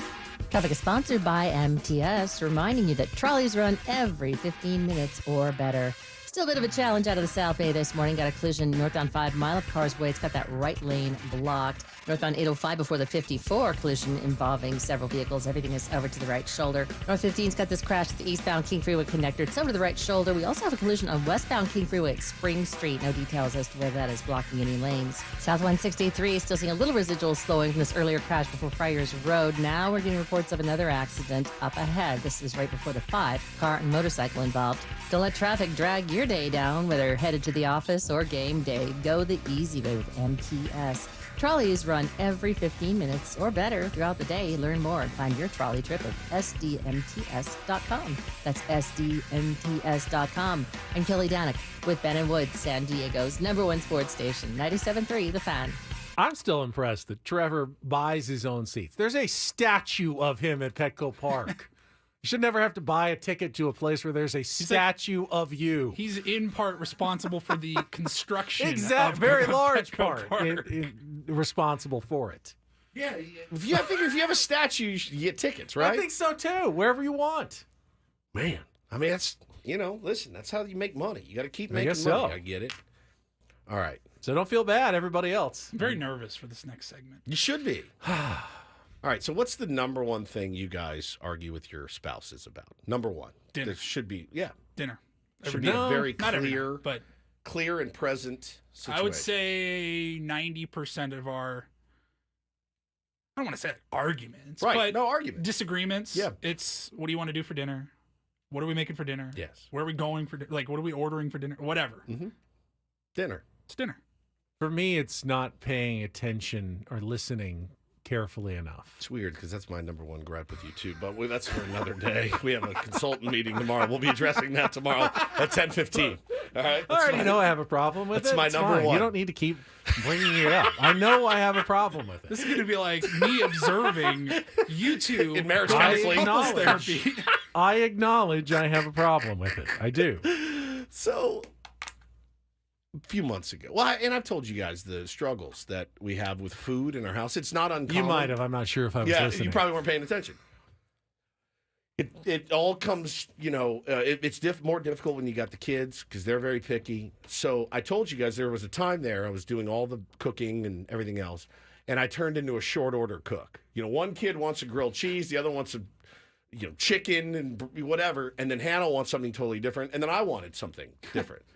So we hit like it was like a pretty gnarly fight actually a few months ago, and she said, "What I need from you, I need you to handle all the food in our house, and I mean lunches, grocery shopping, dinners." She goes, "I don't want to make the kids lunches. You do it." And I said, "Done. Will this put an end to this strife?" And she said, "Yes." We had it. We pitched it to the counselor. This is what she asked. I said, "I've got it. I'm taking the reins." So then I dropped the hammer and said, "Don't buy any more snacks. You don't ever have to set foot in a grocery store again. Your old pal Woods has got you. All right? I'm buying all the snacks. I'm buying all the fruit. I'm buying all the food. I'll handle dinner." And I said, "Do you mind? What if I get it, farm it out, and I get a service?" She said, "Whatever. I just want dinner covered."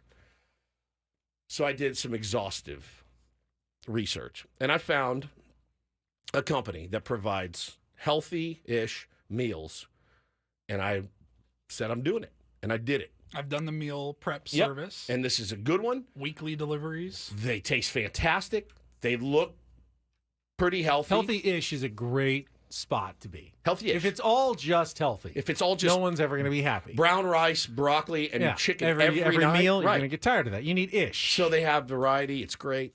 So I bite the bullet, and I say, I'm doing it. So I do it. And I have taken over all the lunches, all the grocery shopping. I'm still in the GD store 4 days a week. The turkey goes bad over the weekend. I got to buy a new... so I'm getting the kids dialed in. So the meals are coming. I'm not hearing a peep. No one's arguing. Everyone's just sitting down eating their meal. Last week, I go, "Hey, how was that?" to my wife. And she said, she goes, "Eh." And I go, "Oh, boy, here we go." And she's, "What?" It wasn't good. There's too much fat in it. And I went, "All right, what would you like me to do?" She goes, "Well, I'd like to help select the meals every week." And I go, "But whoa. Remember when you said, I don't want anything to do. I just want dinner in front of me and I will eat it." And I said, that was a quote. And she said, "Yes, I do remember that." And I said, "Now we have to get together and select the meals every week." Fine. So yesterday we get together to select the meals. About 3 minutes of selecting. Just leave me out this week. I go, "What?" And she goes, "Just leave me out." I go, "What are you going to eat?" And she's like, "I don't know. I'll figure it out." I go, "But you won't. So I go, "Do you want me to make you something every night?" She goes, "Well, I mean, that'd be nice." So now the meals are bought. I have to make her something special. I'm losing my mind. So I told her, I said, "I don't know what to do at this point." But I said, "You are," and I looked at her and I said, "In our time of regulating our emotions," I said, "I love you so much. but you are massively frustrating to deal with when it comes to this. Massively. I handled it, man. It was all done. Everything was done. And now it's just not what she wants. So I don't know what to do. I'm at a loss. Well, I would say you can't ever turn off your opinions about food. Either you like it or you don't. It's satisfying, it's what you want, or it's not what you want. Now, I think hopefully she still appreciates everything you've done. She doesn't. But she can still not really like the food. That you can't really control that. She said, I didn't feel great after I ate it that one time. But see, that's not her fault. It's not my fault. Yeah. No, it's not your fault either. But what are she supposed to just never say anything again and go, yes, I guess I'm just going to eat? She told me that. She told me that's what she was going to do. But she didn't know that it wasn't going to be something that was going to make her feel I'm sweating. Not great. But she told me, I just want it in front of me. And again, it's not like I'm feeding her like giant plates of if all you were having is mac and cheese with hot dogs cut up in it every night, then maybe there's more, reason to complain. But again, you could be eating something fully healthy, but if it doesn't react well with your system, you can't just keep eating it. You have to say something. So Megan says, make some stuff ahead of time. So I've done that. We've done I'm going to cook a bunch of, and then what happens? I don't want to eat this again. Let's just get DoorDash, whatever. I get these things. They come to the house, and they're different. We have pork one night, chicken one night, blah, blah, blah. You told me to just handle it and get it out of the way. We use the meal prep service kind of as the catalyst to finding that solution, and it worked. We did it for, a couple of months, and then we're like, okay, we're back on track. We can handle it now. Patrick says you're going to get burnt out. Maybe you do 5 days and she does 2. Yeah, I mean, the weekends are kind of a crapshoot. Whoever has their kids, you handle their meals, but the weekends don't count. Monday through Friday, she wants the lunches made. No problem. I enjoy making the kids' lunches. I actually kind of enjoy it. No problem there. Enjoy shopping for them, getting them what they want. No problem. The dinner, though. So now she goes, well, I would be happy just going back to eating ground beef and rice and veggies. I go, yeah, but those two dudes aren't going to. So now we've gone from I've got to go buy this, cook it, and then I have to cook something for them as well. I'm back to Woodsy, the diner owner, taking short orders. I don't know what to do. I mean, what I've done, and my program, my sdfatloss.com, helped me. I meal prep usually 4 days a week. Right. And it's the same thing, but I don't necessarily eat it all 4 days in a row. I may break it up with one day. So imagine not only you doing that. Ben, if I was single, I would look like Brad Pitt in Fight Club. I have no problem doing that. Same thing every day. I've got 3 other differing opinions. If you made that. Yeah, I'm only making it for myself. One is I can, yeah. One is no problem, but it's the 4. And so now she goes, well, just take me off. So I took her off. I'm like, so what are you going to eat next week? You got no meals coming. So we'll see. And I just, holy cow. Jimmy Jam says, remind the wife she's not a princess. She can figure it out herself. That'll go really far. Try that. I will. So what did she take on when you took on the food? Was there a trade, a quid She does pro all the quo? laundry. She does all the laundry. Laundry. And there's a ton of it for 3 dudes. There's a ton. I change outfits 4 times a day, probably. So she does that. And, really runs the household for the most part. But the food was the one thing she wanted off the plate. Maybe it would be worth it for you then to just make a little extra special meal for her. Just enjoy your nicely folded laundry. And think about that when you're putting on your 4 outfits a day. Jimmy Jam nails it. They're factor meals. They're so good. I look forward to them. I eat 2 of them a day. They're fantastic. Yeah, I'll get her Lunchables, Dan. Pluck down some Lunchables in front of her. Oh, man. Yeah, personal chef Woods here. I don't know what to do. But she's wrong, yeah? When she told me. I'm right and she's wrong. That's what I want to get to the gist of. She told me, you handle it, and I won't say a word. I will say it's been that 2 weeks. She's not on firm footing here, but you can't help. I mean, you either like food or you don't. And you can't just keep eating food that you don't like and is not sitting well with you. So at some point, she did have to say something. And I can get why it's frustrating for you, though. I'm going to pull my hair out. I know. I can see that. Well, I'm off to the grocery store. Have a fantastic day. Get some day. Stouffer's Welsh Rarebit on toast and throw on a little tomato and a bacon. Yeah. And it's perfect. Really. She'll love it. She will love it. Fantastic for Welsh Rarebit Day today. Yes. Speaking of the Welsh, I believe we're going to have a Welsh guest in studio. Yeah, there'll be tomorrow, a Welshman in here tomorrow. which will be fantastic. It'll be a guest-heavy Wednesday. Jesse Agler will join us for a little Wednesday Incorporator since there's no game today. We've moved that back to tomorrow. And it's also a Big League Wednesday with Adam Jones and Brett Moon. We are busy beavers. Both scheduled to join the program tomorrow. So that'll be a very busy Wednesday. That's tomorrow, though. Now you've got Annie and Elston with plenty to talk about from the holiday weekend coming up for the next 4 hours. For Paul Reindl, Stephen Woods, I'm Ben Higgins. Have a great rest of your Tuesday from all of us here at San Diego's #1 sports station, 97.3 The Fan. So long, everybody.